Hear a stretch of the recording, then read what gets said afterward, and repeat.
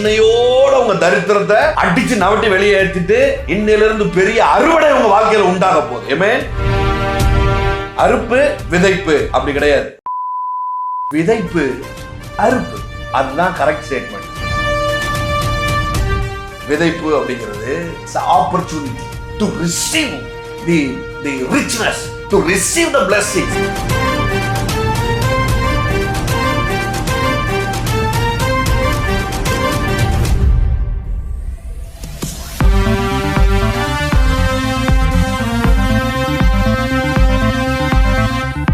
Month இறுதியா வர போறோம். ரொம்ப குறுகிய நாட்களே இருக்குது இந்த வருஷம் முடியறதுக்குள்ள.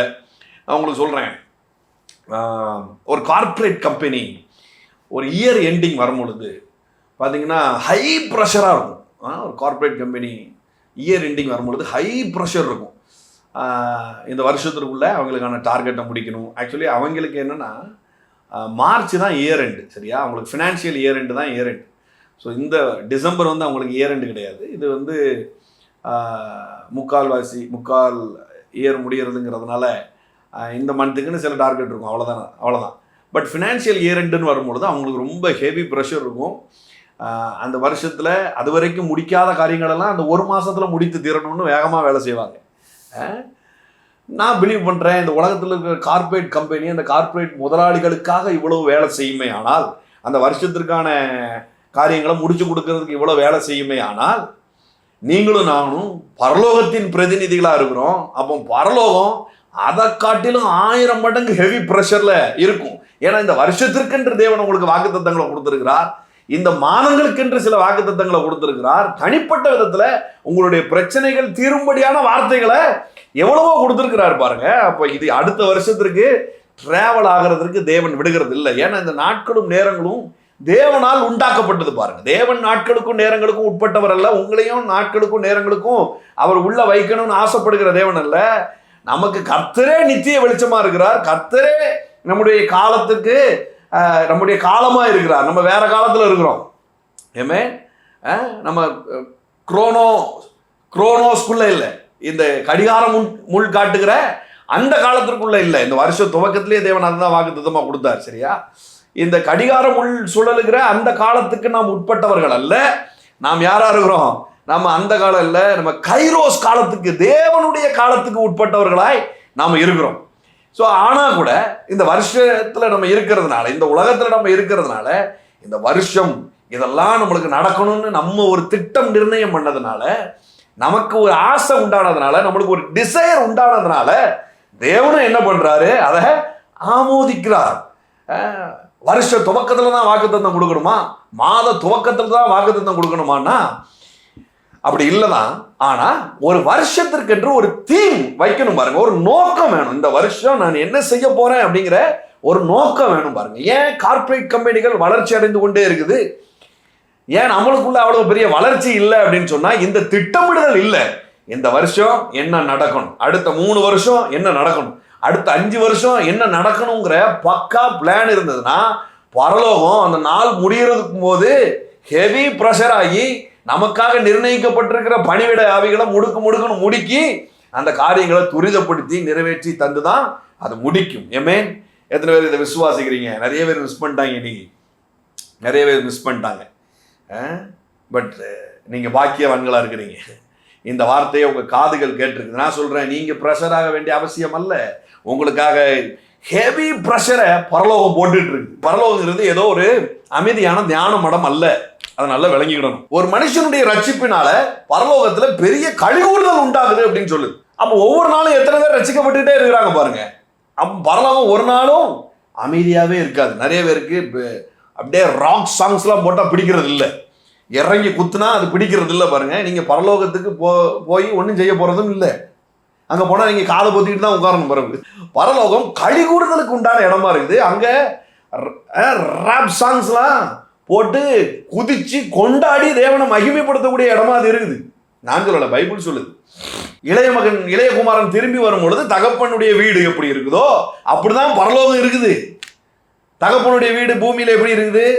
என்ன பண்றாரு? லெட்ஸ் பார்ட்டி அப்படிங்கிறாரு பாருங்க.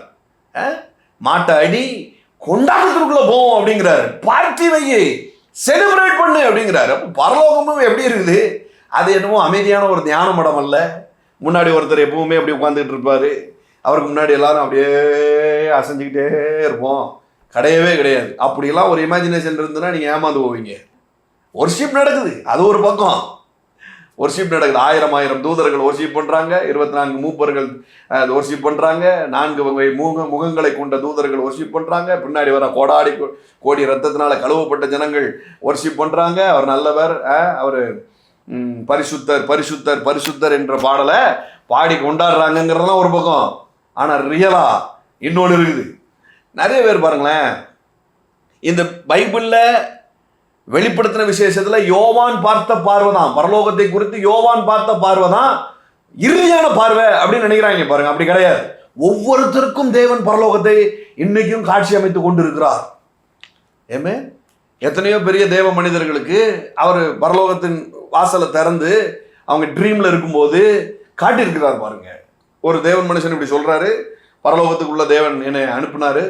அப்போ போயிட்டு ஒரு ரூமை ஓப்பன் பண்ணும் பொழுது பார்த்தா ஹியூமன் ஆர்கன்ஸா அதில் இருந்துச்சு அப்படிங்கிறார். ஹியூமன் ஆர்கன்ஸ் அப்படி இருந்துச்சு அப்படிங்கிறார். அப்போ அந்த தேவதூதன் ஓப்பன் பண்ணி விட்ட தேவதூதன்ட்ட இவர் கேட்டிருக்கிறார், இது என்ன அப்படின்னு கேட்கும் பொழுது, நீங்கள் ப்ரேயர் பண்ணும் பொழுது ஆண்டவர் வந்து அந்த பழைய ஆர்கன்ஸை உட்காந்து பழுது பார்க்கறது இல்லை, ஆர்கன்ஸையே இங்கேருந்து டவுன்லோட் பண்ணி மாற்றி விட்டுறாரு அப்படிங்கிறார். நம்புறீங்களா? நான் சொல்கிறேன், பரலோகம் அது அப்படிதான் இருக்குது. வேதத்தில் சொல்லி இருக்கிறது மட்டுமல்ல, அதுவே பெரிய மகிமை தான். ஆனால் அதை விட ஆச்சரியமானது ஏமே, ஹல்லேலூயா, உங்களுக்கான தனிப்பட்ட எக்ஸ்பீரியன்ஸ், ஹெவனை பார்க்கக்கூடிய தனிப்பட்ட எக்ஸ்பீரியன்ஸ் உங்களுக்கு உண்டா? அப்படியும் நம்புங்க. இப்போ நான் இதுக்கு முன்னாடி சொன்ன பார்த்தீங்களா, ஒரு ஊழியருக்கு தேவன் அப்படி காட்டினார் அப்படின்னு சொல்லி, அதையும் நீங்கள் நம்புங்க. உங்கள் ஆர்கனில் என்ன பிரச்சனை இருந்தாலும் சரி, நான் சொல்கிறேன், புது ஆர்கன் உங்களுக்கு உண்டா. உங்களுக்கு தெரியுமா, சாராளுக்கு தேவன் வந்து உட்கார்ந்து பழுது பார்க்கல. சாராளுக்கு கர்ப்பம் செத்து போச்சு அப்படின்னு இருக்குது. அப்ப என்ன நடந்திருக்குது? அப்ப இந்த காலகட்டத்தில் வந்து ஒரு தேவ மனிதன் அப்படி அந்த விஷனை பார்த்திருப்பாருன்னு சொன்னா அது 100% உண்மை. அது பைபிள்ல சொல்லப்படலைன்னாலும் உண்மை. ஏமே, அது பைபிள்ல சொல்லப்படலை, ஆனாலும் அது உண்மை. ஹெவனை பத்தி, தேவனை பத்தி நன்மையான விஷயம் பைபிள்ல சொல்லப்படாத அளவுக்கு ஒரு நன்மை இருக்கும் அப்படின்னா அதை யாராவது சொன்னா அதை நம்புறதுக்கு என் இருதயத்தை நான் ஓபன் பண்ணி வச்சிருக்கிறேன். அதை ஓபன் பண்ணி வச்சிருந்தா அதே அற்புதம் என் வாழ்க்கையில் நடக்கும். ஏமே, பைபிள்லே சொல்லலைங்க, அது நடக்கவே இல்லைங்க, அப்படி ஒரு காரியம் வந்து புதுசா இருக்குங்க, இருந்துட்டு போகுது. அவர் இந்த பைபிள்ல சொல்லப்படாத வியாதியை குணப்படுத்த வல்லவர் என்கிற நல்ல செய்தியா இருக்கு பாத்தீங்களா. கர்த்தரை பத்தி இது ஒரு நல்ல பிக்சரா இருக்கு பாத்தீங்களா. அதை நான் நம்புவேன். அதை நம்பும் போது என்ன ஆகுது, கண்டுபிடிக்கப்பட முடியாத வியாதிகளும் என் வாழ்க்கையில இருந்து வெளியேறு. ஏமே, இதுல என்னன்னே கண்டுபிடிக்க முடியல பிரதர், அப்படி ஒரு வியாதியா இருக்குது, ஏன் இது வருதுன்னே தெரியல, அப்படி ஒரு வியாதியா இருக்குது. அதெல்லாம் பட்டு போகும். I feel in my spirit. அந்த தேவ மனிதனை நான் கனப்படுத்துறேன். அந்த விஷயத்தை பார்த்த தேவ மனிதனை நான் கனப்படுத்துறேன். ஏன் கனப்படுத்துறேன்னா, உங்களுக்காக கனப்படுத்துறேன், எனக்காகவும் நான் கனப்படுத்துறேன். ஒருவேளை என் சரீரத்துல ஏதாவது ஒரு பழுதான ஒரு பாகம் இருக்குமே, ஆனால் அதை உட்கார்ந்து தேவன் சரி செய்யற வேலையில இல்ல, அவர் அப்படியே அதை ரீப்ளேஸ் பண்றார். ஏமே, புதிய ஆர்கன்ஸ் அப்படியே இறக்குறார். அது உண்டாகுது, உங்களுக்கு புது கர்ப்பம் உண்டாகுது. I declare in the name of Jesus. புது ஹார்ட் உண்டாகுது, புது லங்ஸ் உண்டாகுது, புது கிட்னிஸ் உண்டாகுது இயேசுவின் நாமத்தினால். நான் இப்போ அதை விஷயம் பார்க்கிறேன். ஹெவன்ல ஒரு தூதன் திறந்து அதை காட்டுறத, அந்த ஆர்கன்ஸை காட்டுறதை நான் பார்க்கிறேன். அது அப்படியே டவுன்லோட் ஆகிறத நான் பார்க்கிறேன். ஏதெல்லாம் என் தலைமுடிகள்லாம் கூட, அந்த நரம்புகள் எல்லாம் கூட உங்களுக்காக புதிதாக சிருஷ்டிக்கப்படுது. இன்னொரு எக்ஸாம்பிள் சொல்றேன் பாருங்களேன். ஐயோ, எங்கேயோ டாபிக் தாண்டி போய்கிட்டு இருக்கு, பரவாயில்ல. நீங்க செழிப்பாரு அனுபவிக்கிறதுக்கு முன்னாடி முதல்ல சுகத்தை ரிசீவ் பண்ணிக்கோங்க. சுகமா செழிப்பா இருப்போம். ஏமே, செழிப்பு ரொம்ப முக்கியம். நான் உங்களுக்கு சொல்லட்டா, இருக்கிறதுலேயே கம்மியான ஒரு திங்க் என்ன அப்படின்னு பார்த்தா பணம். பரலோகத்தில் ஈஸியா சப்ளை ஆகக்கூடிய ஒரு விஷயம் பணம். இதை அப்படியே ஸ்டோர் பண்ணிக்கோங்க மைண்ட்ல, நம்ம அதுக்கு பின்னாடி வருவோம். இப்போ முதல்ல ஹீலிங் ரிசீவ் பண்ணிக்கோங்க. ஏமே, ஹல்லேலூயா. பாருங்க, உதாரணம் சொல்றேன். நாகமானுடைய சரீரம் சொஸ்தமாகும் பொழுது பார்த்தீங்கன்னா வேதம் சொல்லுது, சிறு பிள்ளையின் மேனியை போல அவனுடைய சரீரம் சொத்தமாயிடுச்சு. எப்படி? ஏன்னா தேவன் அந்த சரீரத்தை உட்கார்ந்து பழுது பார்க்கல, அவனுடைய தொழுநோயை உட்கார்ந்து பழுது பார்க்கல. பாருங்க, ஸ்கின்னையே புதுசா மாத்துறாரு. அங்க ஆர்கன்ஸ் அப்படியே, ஸ்கின் ஆர்கன் பாருங்க, ஸ்கின் அப்படியே இருக்குது. ஹெவன்ல புது ஸ்கின்னு அப்படியே இருக்குது பாருங்க. அப்படியே டவுன்லோட் பண்ணி போத்தி விடுறாரு, அப்படியே டவுன்லோட் பண்ணி போத்தி விடுறாரு. பார்த்தா எப்படி இருக்கும்? புதுசா இருந்தா எப்படி இருக்கும்? சின்ன பச்சை பிள்ளைக்கு இருந்த மேனி மாதிரி தானே இருக்கும். அதுதானே புது ஸ்கின்னு. பச்சை பிள்ளை மேனி மாதிரி இருக்கிறது தானே புது ஸ்கின்னு. அப்போ ஹெவன்ல இருந்து அப்படியே டவுன்லோட் ஆகி என்ன பண்ணுது, அவனுக்கு புது ஸ்கின் உண்டாகும். உங்களுடைய தோல் அலர்ஜி எல்லாம் அப்படியே மாறுதுங்க இந்த நேரத்தில். ஏமே உங்களுடைய ஸ்கின் டிசீஸ் எல்லாம் அப்படியே மாறுது. மோரா சத்தக்கம் படரதலபா மல்படரபா ஷந்தலபா, உங்களுடைய ஸ்கின் டிசீஸ் எல்லாம் அப்படியே மாறுது. Just receive it. கெமிக்கல் அட்டாக்னால உண்டான ஸ்கின் டிசீஸ் அப்படியே மாறுது. ஏமே மாற்றி மாற்றி மாத்திரையை போட்டதுனால உண்டான ஸ்கின் டிசீஸ் எல்லாம் அப்படியே மாறுது. மோரபா ஷந்தக்கம் படரதலபா. Thank you holy spirit, thank you holy spirit, thank you holy spirit. புது கர்ப்பம் உண்டாகுது, புது ஸ்கின் உண்டாகுது, கால்களும் எலும்புகளும் கரடுகளும் பலன் கொண்டது அப்படின்னு இருக்கு பாருங்க. தட் மீன்ஸ் என்ன? அவன் பிறவி முதலாய் அவன் கால் வந்து இப்படி வளைஞ்சு போயிருக்கு, அவனுடைய கரடு எல்லாம் வளைஞ்சு போயிருக்குது, கரடு முரடா இருக்குது, சரட்டை திரும்பி இருக்குது. தேவன் பார்க்குறாரு பாருங்க, புது லெக்கே அவனுக்கு அங்கிருந்து இறக்கி விடுறாரு, புது கால்களே அவனுக்காக இறங்கி வருது. கையை நீட்டு அப்படிங்கிறாரு பாருங்க. அங்க ஆல்ரெடி இருக்கிறது எலும்பு ஷார்ட்டாகி போயிருக்குது, எலும்பு சுருங்கி போயிருக்குது. கையை நீட்டு அப்படிங்கும் போது மறுகையை போல என்ன ஆகுது, புது ஆர்கன், புது எலும்பு உள்ளுக்குள்ள உருவாகுது. ஏமே ஹalleluya, ஹalleluya, ஹalleluya. நான் சொல்றேன், புது எலும்புகள் உண்டாகும். ஆக்சிடென்ட்ல பாதிக்கப்பட்டு உள்ள ஸ்க்ரூ வச்சு பிளேட் வச்சு தைக்கப்பட்ட உங்களுடைய ஆர்கன்ல அதனால நொண்டி நொண்டி நடந்துட்டு இருக்கிற, அதனால இழுத்து இழுத்து நடந்துட்டு இருக்கிற, வேகமா நடக்க முடியல, நிக்க முடியல அப்படிங்கிற உங்களுடைய எலும்புகள்ல இன்றைக்கு ஒரு பெரிய அற்புதம் நடக்கும் போது ஜஸ்ட் ரிசீவ் இட். எலும்புகள்ல போன்ஸ்ல ஒரு பெரிய அற்புதம். Receive it, receive it. மோரபா ஷந்தக்கம் படரதலபா. Receive it in the name of Jesus. பைபிள்ல சொட்ட சரியானதா? இல்ல. சொட்ட முடி சரியானதா? பைபிள்ல இல்ல. அட் த சேம் டைம் தலைவலி சரியானதாகவும் இல்லை. தலைவலிக்காக உங்களால் ப்ரேயர் பண்ண முடியுதா? நிச்சயமாக ப்ரேயர் பண்ணுறோம் இல்லையா, தலைவலி சரியாட்டாண்டவரே அப்படி. ஆனால் சொட்டை சரியாகணும்னு சொல்லி ப்ரேயர் பண்ண முடியுதா? நான் சொல்கிறேன், இன்னையிலிருந்து அப்படிப்பட்ட அற்புதங்களும் நடக்க போகுது. தொப்பை சரியானதா? பைபிளில் இல்லை. தொப்பை கரைஞ்சி போனதா? பைபிளில் இல்லை. கண் திறக்கப்பட்டது இருக்குது, காது திறக்கப்பட்டது இருக்குது, கை கால் வளர்ந்தது இருக்குது. ஆக்சுவலி இயேசு வந்து ஒரு சகதியை குழப்பி என்ன பண்ணுறாரு,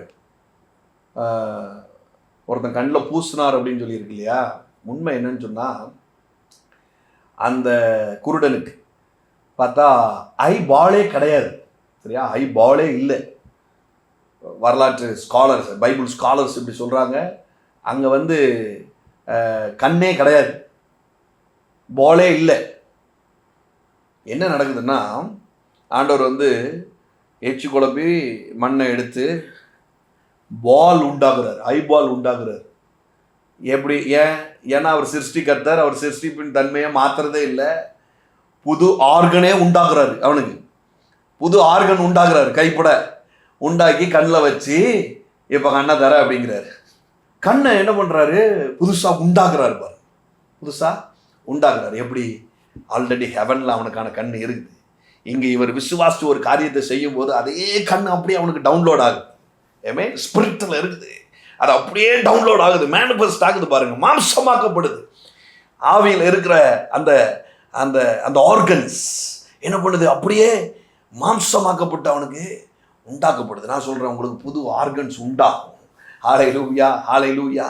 தேவன் உட்கார்ந்து பழுது பார்க்குற வேலையில் இல்லை, புது ஆர்கன்ஸ் உண்டாகும். உங்களுக்கு தெரியுமா, இயல்பாகவே நம்முடைய சரீரம் ஒரு வருஷத்தில் புதுசாகும். ஏன் டெய்லி குளிக்கிறோம்? ஏன்னா டெய்லி நைட்டு தூங்கி எந்திக்கும் போது என்ன ஆகுது, சில செல்கள் செத்து சில செல்கள் உயிரோடு எந்திக்கி. இப்போ அந்த பழைய செல்லெல்லாம் சேர்ந்து தான் மேலெல்லாம் என்ன ஆகுது, அழுக்கா இருக்குது. அதை கழுவுறதுக்காக தான் குளிக்கிறோம். அது சேர சேர சேர சேர என்ன ஆகுது, நாத்தம் வெளியில் வந்துடுது பாருங்க. செத்த செல்களாக இருக்கிறதுனால அது ஆட்டோமேட்டிக்காக நாத்தம் எடுக்குது. அதனால தான் டெய்லி என்ன பண்ணுறோம், குளிக்கிறோம். ஓ, டெய்லி குளிக்கணுமா அப்படின்னு சிலர் யோசிக்கிறீங்க. நான் உங்கள்கிட்ட அப்புறம் பேசிக்கிட்டேன். இப்போ விஷயத்துக்கு வருவோம். டெய்லி நம்ம என்ன பண்ணுறோம், குளிக்கிறோம். ஏன் அப்படின்னா டெய்லி செல் என்ன உருவாகுது. இப்படி ஒரு வருஷத்திற்குள்ள உள்ள இருக்கிற உறுப்புகளும் தன்னை புதுப்பிச்சு என்ன பண்ணுதா, புதுசாகுதான். அப்போ போன வருஷம் பார்த்த ஆளு நீங்க இல்லை, போன வருஷம் பார்த்த சரீரம் இப்போ இல்லை. போன வருஷம் இருந்தது வேற சரீரம், இந்த வருஷம் இருந்தது வேற சரீரம். ஆமா பிரதர் 5 கிலோ கூடிட்டேன் அப்படின்னு நீங்க சொல்றீங்களா, அக்செப்ட் பண்ணிக்கிறேன். ஆனா அந்த சரீரம் வேற, இந்த சரீரம் வேற. இயற்கையாவே தேவன் அப்படி ஆர்கன்ஸை உண்டாக்கி இருக்கிறார் பாருங்க. ஏமே மோரபா சந்தலபா தகமட ரதலபா, எல்லா கேன்சரும் சொஸ்தமாகுது இயேசுவின் நாமத்தினால. டாக்டரால ப்ரிடிக்ட் பண்ண முடியாத வியாதிகள் எல்லாம் பட்டு போகுது இயேசுவின் நாமத்தினால. தலைவலியோ காய்ச்சலோ எல்லாம் பட்டு போகட்டும் இயேசுவின் நாமத்தினால. இந்த வருஷத்துல இதை நீங்க இந்த விஷன்ல பாருங்க, இந்த விஷன்ல பாருங்க, இந்த விஷன்ல பாருங்க. உங்களுக்கான ஆர்கன்ஸ் டவுன்லோட் ஆகிறத பாருங்க. உங்களுக்கு வயதாயிட்டு பிரதர், கற்பு பை இறங்கி இருக்கு, ஏறி இருக்கு, ஏற்கனவே ஒரு ஆப்ரேஷன் பண்ணதுனால அதுல இருந்து அப்படி இப்படின்னு பலவிதமான விஷயங்கள் இருக்கு பாருங்க. எல்லாவற்றுக்கும் நான் சொல்றேன், உங்களுக்கு புது ஆர்கன்ஸ் உண்டாகும். நீங்கள் இழந்த பலனை திரும்ப பெறுவீர்கள். அப்படியே ரிசீவ் பண்ணுங்க இயேசுவின் நாமத்தினால. ஆமென். ஸோ பரலோகம் நம்ம நினைக்கிற மாதிரி இல்லை, அது களி கூறுதலுக்கான ஒரு இடமா இருக்குது. வேதத்தில் சொல்லியிருக்கிறது தாண்டி அங்கே பெரிய கொண்டாட்டங்கள் ரெடியாக இருக்குது. ஆமென். வேதத்தில் சொல்லியிருக்கிறத தாண்டி பலவிதமான காரியங்கள் ஹெவனில் இருக்குது. நம்மளை என்டர்டெயின் பண்ணக்கூடிய இடமா அது இருக்குது. பாருங்களேன், இயேசுக்கிட்ட சின்ன பிள்ளைங்கள் எல்லாம் ஓடி வந்து அவரை தொடர்றதுக்கு ஓடி வராங்க. உங்கள் சர்ச் பாஸ்டர்கிட்ட உங்கள் பிள்ளைகளை எப்படி போய் பார்க்குது? உங்கள் சர்ச் பாஸ்டர்கிட்ட உங்கள் பிள்ளைங்க எப்படி போகுது அப்படின்னு பார்த்தா, பாஸ்டர் ஐயா அப்படின்னு சொல்லி என்ன பண்ணுது, 2 ஸ்டெப்பு பேக் வைக்குது. அதுவும் வயதான பாஸ்டராக இருந்தால் 4 ஸ்டெப் பேக் வைக்குது. வாலிப பையெல்லாம் ஓடிடுறான், சர்ச்சுக்குள்ளேயே உட்கார மாட்டேங்கான். ஏசு 12 வயசில் சர்ச்சுக்குள்ளே வந்தாருன்னு இருக்கு, இவன் 12 வயசில் சர்ச்சை விட்டு வெளியில் ஓடுறான். ஏன்னா பாஸ்டரை பார்த்தாலே பயம். ஆனால் இயேசுவை பார்த்தா சின்ன பிள்ளைங்கள்லாம் வந்து என்ன பண்ணுது, ஒட்டதுக்கு வருது. எந்த அளவுக்கு அவர் என்டர்டைன் பண்ணியிருந்தா சின்ன பிள்ளைங்க முதற்கொண்டு ஓடி வந்து அவரை அப்ரோச் பண்ணியிருக்கும் பாருங்க. ஏமே ஹல்லேலூயா, ஹல்லேலூயா, ஹல்லேலூயா. பரலோகம் அப்படிப்பட்டது. இயேசு எப்படிப்பட்டவரோ பரலோகம் அப்படிப்பட்டதா இருக்குது. இயேசுவை பார்த்து சின்ன பிள்ளைங்கள்லாம் விரும்பி ஓடி வராங்கன்னா என்ன அர்த்தம்? அவருடைய பாடி லாங்குவேஜ், அவர் பேசின விதம், அவர் அடிக்கிற காமெடி, அவர் என்டர்டெயின் பண்ண விதம், அவர் சத்தியத்தை சொல்லும் போது கூட சின்ன பிள்ளைகளுக்கு புரியும்படியா சொல்லும் போது கூட அவர் நான் என்ன சொல்லுகிறேன் என்றால், நான் எப்படி செய்வேன் என்றால், அப்படியெல்லாம் பேசிக்கிட்டு இல்லை பாருங்க. மேட பேச்செல்லாம் அவர் பேசுனதே கிடையாது. பாமரனுக்கும் புரியும்படியாக அவர் என்ன பண்றாரு, பேசிக்கிட்டு இருக்கிறாரு. அவ்வளவு என்டர்டெயின் பண்ணி இருக்கிறார் ஜனங்களை. ஏமே அதனாலதான் ஆர்வமா உட்காந்து 3 நாள் சோறு தண்ணி இல்லாம கேட்க முடியுது. 3 மணி நேரம் ஒரு சினிமாவை நம்மளால பார்க்க முடியுது பாருங்களேன். 3 மணி நேரம் சினிமாவை சாப்பாடு இல்லாம நம்மளால பார்க்க முடியுது. ஸ்நாக்ஸ் கொடுத்தான், ஸ்நாக்ஸ் வச்சிருக்காங்கிறதுனால பாப்கார்னை வாங்கி சாப்பிட்டு பார்த்துட்டு இருக்கோம். அது இல்லைன்னா கூட நம்ம அதை பார்ப்போம். அது இல்லைன்னா கூட அப்போ இப்போதான் இப்படி முன்னாடி வந்து இப்போ டிஜிட்டலில் நம்மளுக்கு ஒளிபரப்பு பண்ணுறதுனால தியேட்டர்ஸில் வந்து 3.5 hours படம் 3.5 hours முடிஞ்சிருது. ஆனால் முன்னாடி அப்படி கிடையாது. உங்களுக்கு பழைய ஆட்களாக இருந்தீங்கன்னா உங்களுக்கு தெரியும். தியேட்டருக்கு போனால் சாப்பாடெல்லாம் கையோட எடுத்துகிட்டு போயிடுவாங்க. ஏன்னா அது டங்ஸ்டன் இலையினால என்ன பண்ணுது, அது ஒளிபரப்பப்படும் பாருங்க. அந்த அந்த ஸ்க்ரீனுக்கு என்ன பண்ணுவாங்க, 1 மணி நேரத்தில் அது ஹீட் ஆயிரும். ஹீட் ஆன உடனே ஆஃப் பண்ணி போட்டுருவாங்க படத்தை. அப்போ என்ன பண்ணுவாங்கன்னா கூல் பண்ணுவாங்க. நான் சொல்கிறதுலாம் 50 வருஷத்துக்கு முன்னாடி. சரியா? ஓ நீ அவ்வளோ பழையாளா அப்படின்லாம் யோசிக்காதீங்க. நான் சொன்ன கதையை சொல்லிகிட்டு இருக்கேன், கேள்விப்பட்ட விஷயத்த நான் சொல்லிட்டு இருக்கேன். அப்போது படம் ஓடும், என்ன பண்ணிடுவாங்க, ஹீட் ஆன உடனே ஆஃப் பண்ணிடுவாங்க. அப்புறம் 1/2 மணி நேரம் கழித்து மறுபடி கூல் ஆனதுக்கப்புறம் மறுபடியும் ஆன் பண்ணுவாங்க. இப்படியே வந்து 3 மணி நேரம் படம் ஒரு நாள் முழுக்க ஓடும். ஒரு நாள் முழுக்க ஓடுறதுனால சாப்பாடெல்லாம் எடுத்து கட்டி தான் கொண்டு போவாங்க படம் பார்க்கறதுக்கே. ஏன்னா என்டர்டைன் பண்ணும் பொழுது சாப்பாடெல்லாம் மறந்துடும் பாருங்க. இயேசு 3 நாள் பிரசங்கம் பண்ணார் அப்படின்னு சொன்னா, சின்ன பையன் கொண்டு அவன் கொண்டு வந்த டிஃபன் பாக்ஸை பத்திரமா வச்சிருக்கான் பாருங்க. ஸ்நாக்ஸை கையில் வச்சுட்டு பிள்ளைகளை உட்காரமா, நீங்க யோசிச்சு பார்க்கணும். அதெல்லாம் பிஸ்கட்டை கையில் கொடுத்தா உபவாச மீட்டிங்ல அம்மாவே முக்காடு போட்டு பிஸ்கட்டை உள்ள சொருவிருது பாருங்க. 2 பிஸ்கட்டை கரெக்டா 12 மணி தாண்ட உடனே அம்மா மாரே என்ன பண்ணிடுறாங்க, உபவாச மீட்டிங்ல முக்காடை போட்டு 2 பிஸ்கட்டை சாப்பிட்டுறாங்க பாருங்க. ஆனா இயேசு பிரசங்கம் பண்ணும் பொழுது ஒரு சின்ன பையன் அவன் சாப்பாடை கூட வெளியில எடுக்காம என்ன பண்றான், பிரசங்கத்தை கேட்டுட்டு இருக்கான். எந்த அளவுக்கு அவர் என்டர்டெயின் பண்ணியிருக்கிறார் பாருங்க. வா, இப்படிதான் பரலோகம் இருக்குது. அதனால பரலோகங்கிறது ஏதோ ஒரு மயான அமைதி நிறைந்த இடமாகவோ, அங்கே புகமூட்டமாக இருந்து எல்லாரும் தியானிச்சுட்டு எல்லாரும் வெள்ளை ட்ரெஸ்ஸை போட்டுட்டு அப்படியே அலைஞ்சிக்கிட்டு இருப்போம் அப்படின்லாம் நினைக்காதீங்க. பற்பல மேட்டர் இருக்குது, பல மேட்டர் இருக்குது உள்ள. ஆமென். ஹல்லேலூயா, ஹல்லேலூயா, ஹல்லேலூயா, ஹல்லேலூயா. உங்களுக்கு தேவையான சந்தோஷம் அங்கே நிறைவாக இருக்குது. உங்களுக்கு தேவையான சிரிப்பு அங்கே இருக்குதுங்க. I feel something. நான் இப்போ பார்க்குற காட்சியை அப்படியே நான் சொல்கிறேன். ஹெவன் ஓப்பன் ஆகும்போது ஒரு இடம் முழுக்க சிரிப்பு சத்தமாக இருக்குது, சிரிப்பு சத்தமாக இருக்குது. இது என்ன செய்யுது அப்படின்னு சொன்னால், காரணமே இல்லாமல் உங்கள் குடும்பத்தில் மகிழ்ச்சியை கொண்டு வந்து இறக்குது. ஹல்லேலூயா. காரணமே இல்லாமல் மகிழ்ச்சியை கொண்டு இறக்குது, காரணமே இல்லாமல். இன்றைக்கு நான் இவ்வளோ மகிழ்ச்சியாக இருக்க வேண்டிய அவசியமே இல்லை, அப்படிக்கான சூழலும் இல்லை பிரதர். ஆனால் ஏதோ ஒரு ஜாய் அப்படி வருது. எப்படி பிரதர் சொல்கிறீங்க? ஏன்னா சங்கீதம் சொல்லுது, பரலோகத்தில் வீற்றிருக்கிறவர் நகைப்பார், அவர் சிரிக்கிறதுக்கென்றே ஒரு ஹால் இருக்குது. அந்த ஹால் ஓப்பன் ஆகுது உங்க வீட்டில். ஹல்லேலூயா. Just receive it, just receive it. சம்மந்தமே இல்லாமல் பிரச்சனை வர முடியுதுன்னா, இந்த ஹெவன் இதை ஓப்பன் பண்ணும் பொழுது சம்பந்தமே இல்லாமல் ஜாய் வருங்க, சம்பந்தமே இல்லாமல் ஜாய் வரும். Just receive it in the name of Jesus. Purely heaven download ஆகிட்டு இருக்குது. ஆமாம், பியூர்லி ஹெவன் டவுன்லோட் ஆகிட்டு இருக்கு. சரி, தேங்க்யூ ஃபாதர்.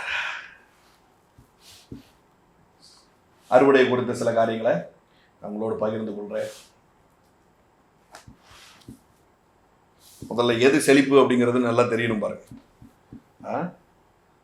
நல்லா இருக்கேன் பிரதர், ஒரு பிரச்சனை இல்லை, குடும்பம் நல்லா போயிட்டு இருக்கு, காருக்கு தேவையான பெட்ரோல் போடுறோம், கடைக்கு தேவையான வாடகை கொடுக்குறோம், பிஸ்னஸுக்கு தேவையான விஷயங்கள் சேலரிலாம் போட்டுடுறோம்,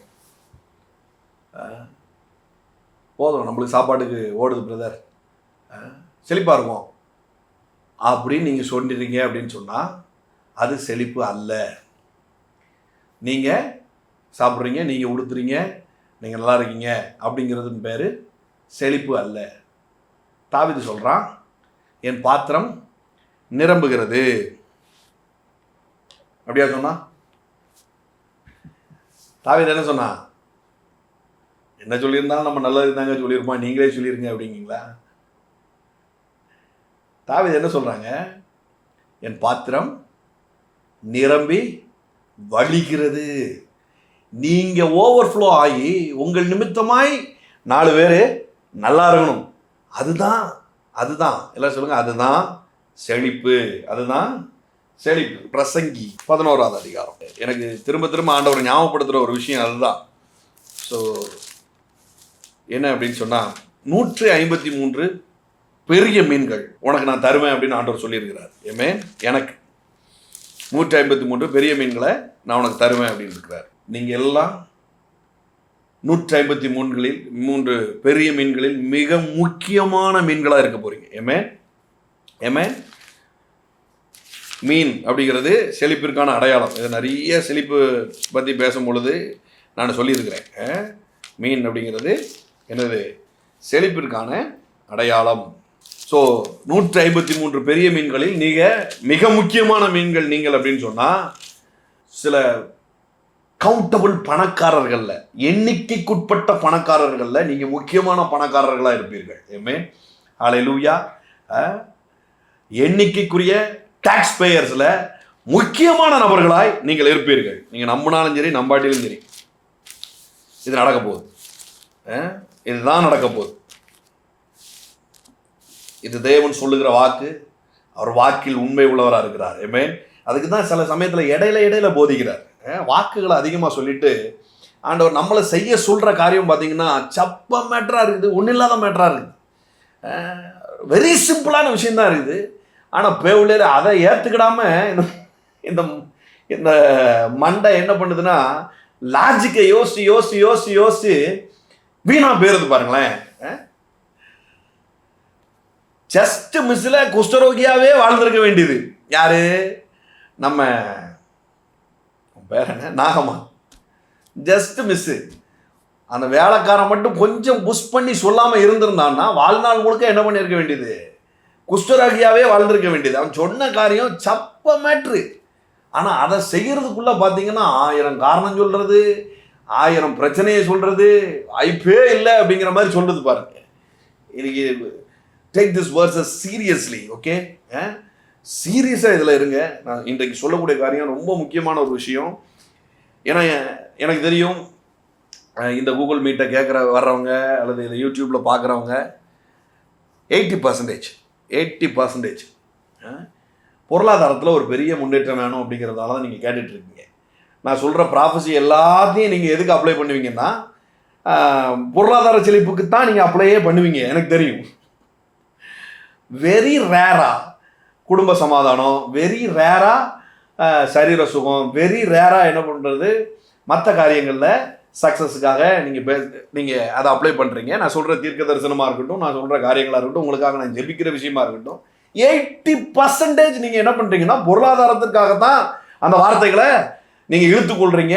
அதை ஒரு தீர்க்கதரிசியாக என்னால் நிச்சயம் உணர முடியும். ரொம்ப நல்லது, அதை ரிசீவ் பண்ணுறது ரொம்ப நல்லது. ஆனால் அதற்கு முன்பதாய் அதுக்கு இடையில நாகமான் சொஸ்தமாவதற்கு எப்படி ஒரு சில காரியங்கள் இன்ஸ்ட்ரக்ட் பண்ணப்பட்டதோ அந்த மாதிரியான இருக்கிறதுலையே உங்களால் சப்பையாக செய்யக்கூடிய ஒரு வேலையை தான் ஆண்டவர் செய்ய சொல்கிறாரு பாருங்க. எல்லாரும் சொல்லுங்க, சப்ப மேட்ரு. ஆனால் அதைத்தான் நம்ம ரொம்ப கடினப்படுத்திடுறோம். அதை செய்யறதுக்குள்ள வழி வேதனைலாம் வந்துடுது பாருங்க. எல்லாம் சொல்லுங்க, சப்ப மேட்ரு. பிரசங்கி 11, உன் ஆகாரத்தை தண்ணீரின் மேல் போடு, அநேக நாட்களுக்கு பின்பு அதன் பலனை காண்பாய். 7 பேருக்கும் 8 பேருக்கும் பங்கிட்டு கொடு. பூமியின் மேல் என்ன ஆபத்து நேரிடுமோ உனக்கு தெரியாது. மேகங்கள் நிறைந்தால் மழையை பூமியின் மேல் பொழியும். மரமானது தெற்கே விழுந்தாலும் வடக்கே விழுந்தாலும் விழுந்த இடத்திலேயே மரம் கிடக்கும். காற்றை கவனிக்கிறவன் விதைக்க மாட்டான், மேகங்களை நோக்குகிறவன் அறுக்க மாட்டான். 2 முக்கியமான காரியங்கள் இதில் சொல்லப்பட்டிருக்குது. 1 விதைப்பு, 2வது அறுப்பு. எல்லாரும் சொல்லுங்க, விதைப்பு, அறுப்பு. என்ன சொல்றாரு? உன் ஆகாரத்தை தண்ணீரின் மேல் போடு, அநேக நாளுக்கு பின்பு அதன் பலனை காண்பாய். எல்லாரும் சொல்லுங்க, அநேக நாட்களுக்கு பின்பு அதன் பலனை நிச்சயமாய் காண்பாய்.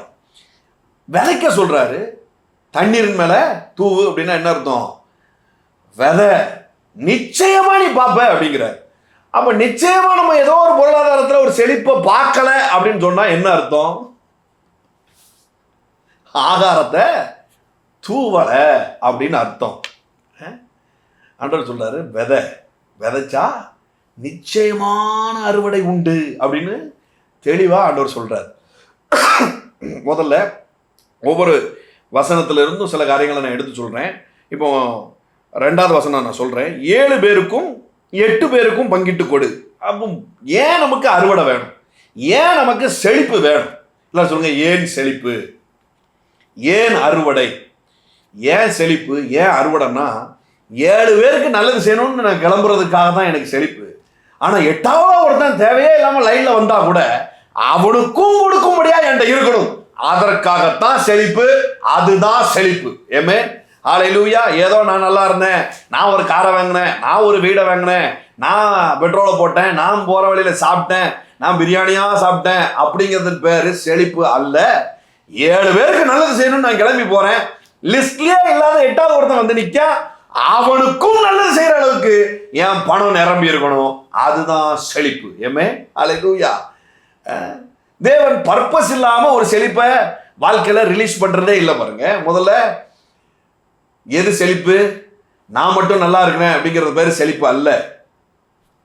7 பேர் 8 பேரை வாழ வைக்க போறேன், அதுதான் செழிப்பு. ஏமே நான் என் பாத்திரம் நிரம்பி வழிய வேண்டும், அதுதான் செழிப்பு. ஏமே ஒரு கேள்வி, அதற்கான ஒரு பதிலை இப்ப நான் சொல்லியிருக்கிறேன். ஏன் செழிப்பு, எது செழிப்பு அப்படிங்கிறத நான் சொல்லியிருக்கேன். இல்லை சொல்லுங்க, ஏன் செழிப்பு, எது செழிப்பு? எது செழிப்பு? நான் மட்டும் நல்லா இருக்கிறது பேரு செழிப்பு அல்ல. 4 பேரை வாழ வைக்கணும். இங்க 7 8 பேர் சொல்லியிருக்கு. வசனத்தை அப்படியே விசுவாசிங்க. 7 8 பேரை நீங்க வாழ வைக்க போறீங்க. 7 பேருக்கு நல்லது செய்யணும்னு கிளம்பி போறீங்க.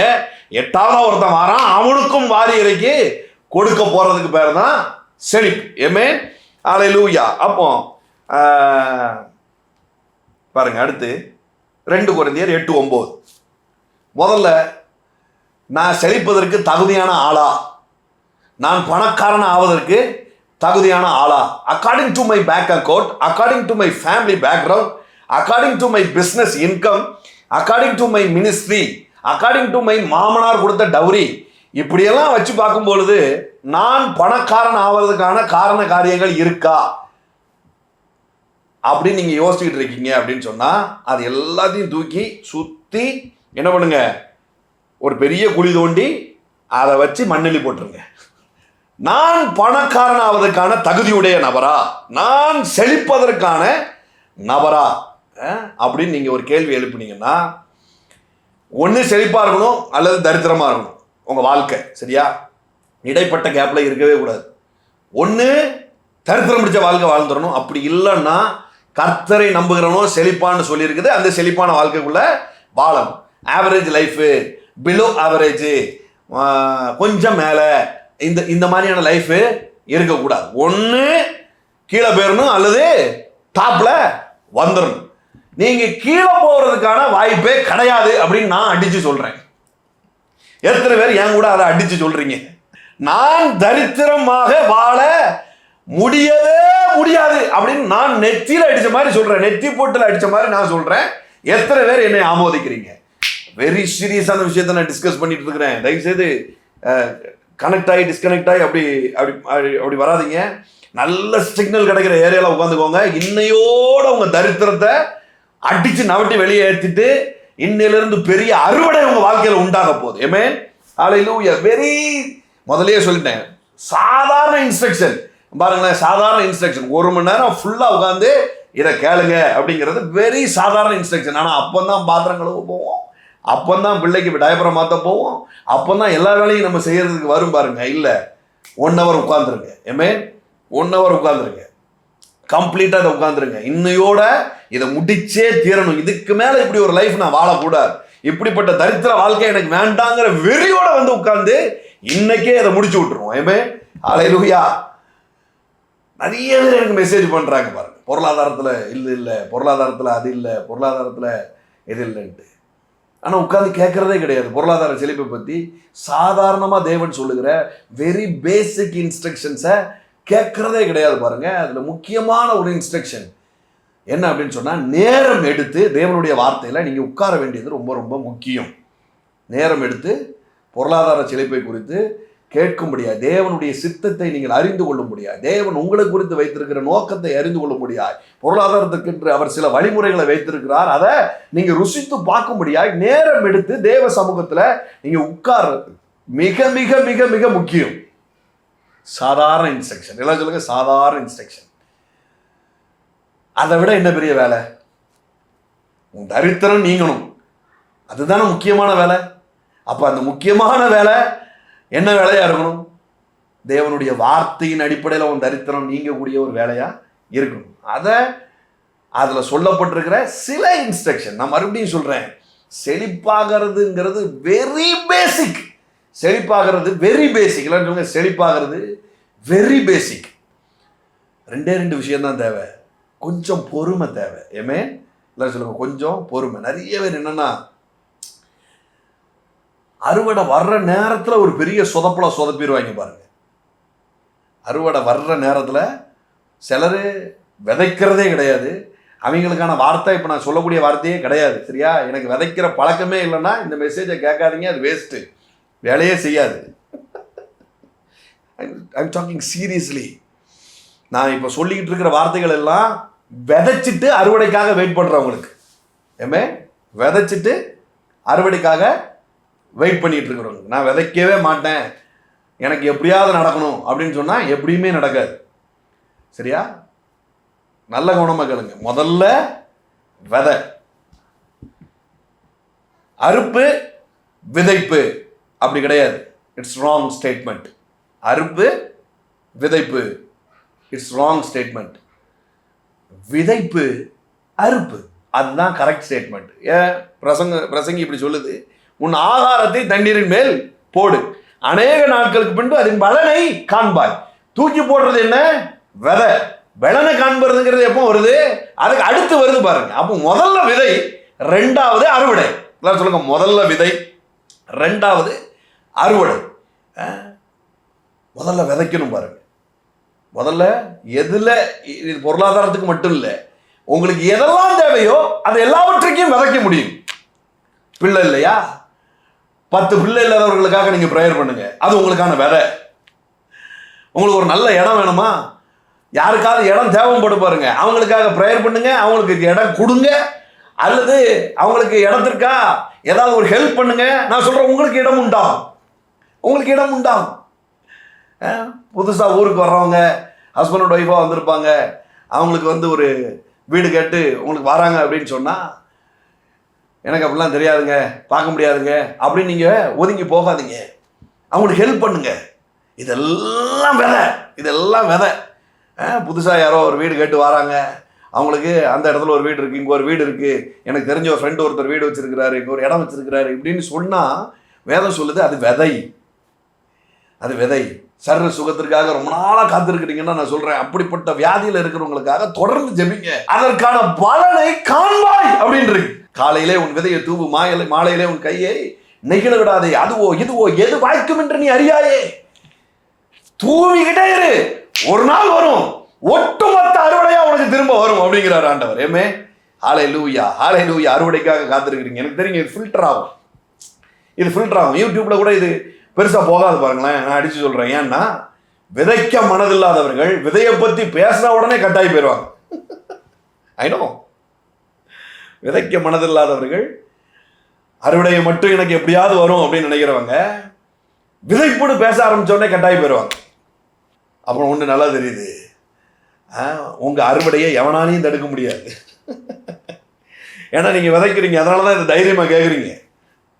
நீங்க விதைக்கிறீங்க, அதனால தான் தைரியமா கேட்குறீங்க. உங்க அறுவடையை ஒருத்தனாலையும் தடுக்க முடியாது. ஆமென், ஹல்லேலூயா.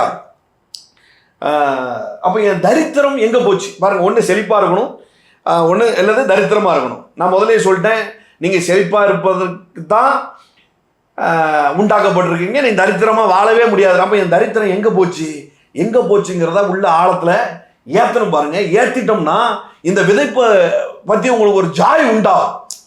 சரியா? விதைப்பை பத்தி எப்பா நீ பந்தை கொண்டு எரிப்பா, நீ பந்தை கொண்டு எரி, நீ கவனை விட்டு, நீ கவனை எந்த டைரக்ஷன்ல விட்டாலும் கோலியாத்தின் மண்டை தான்ப்பா சதரும் அப்படின்னு இருந்ததுன்னு வச்சுக்கோங்களேன்.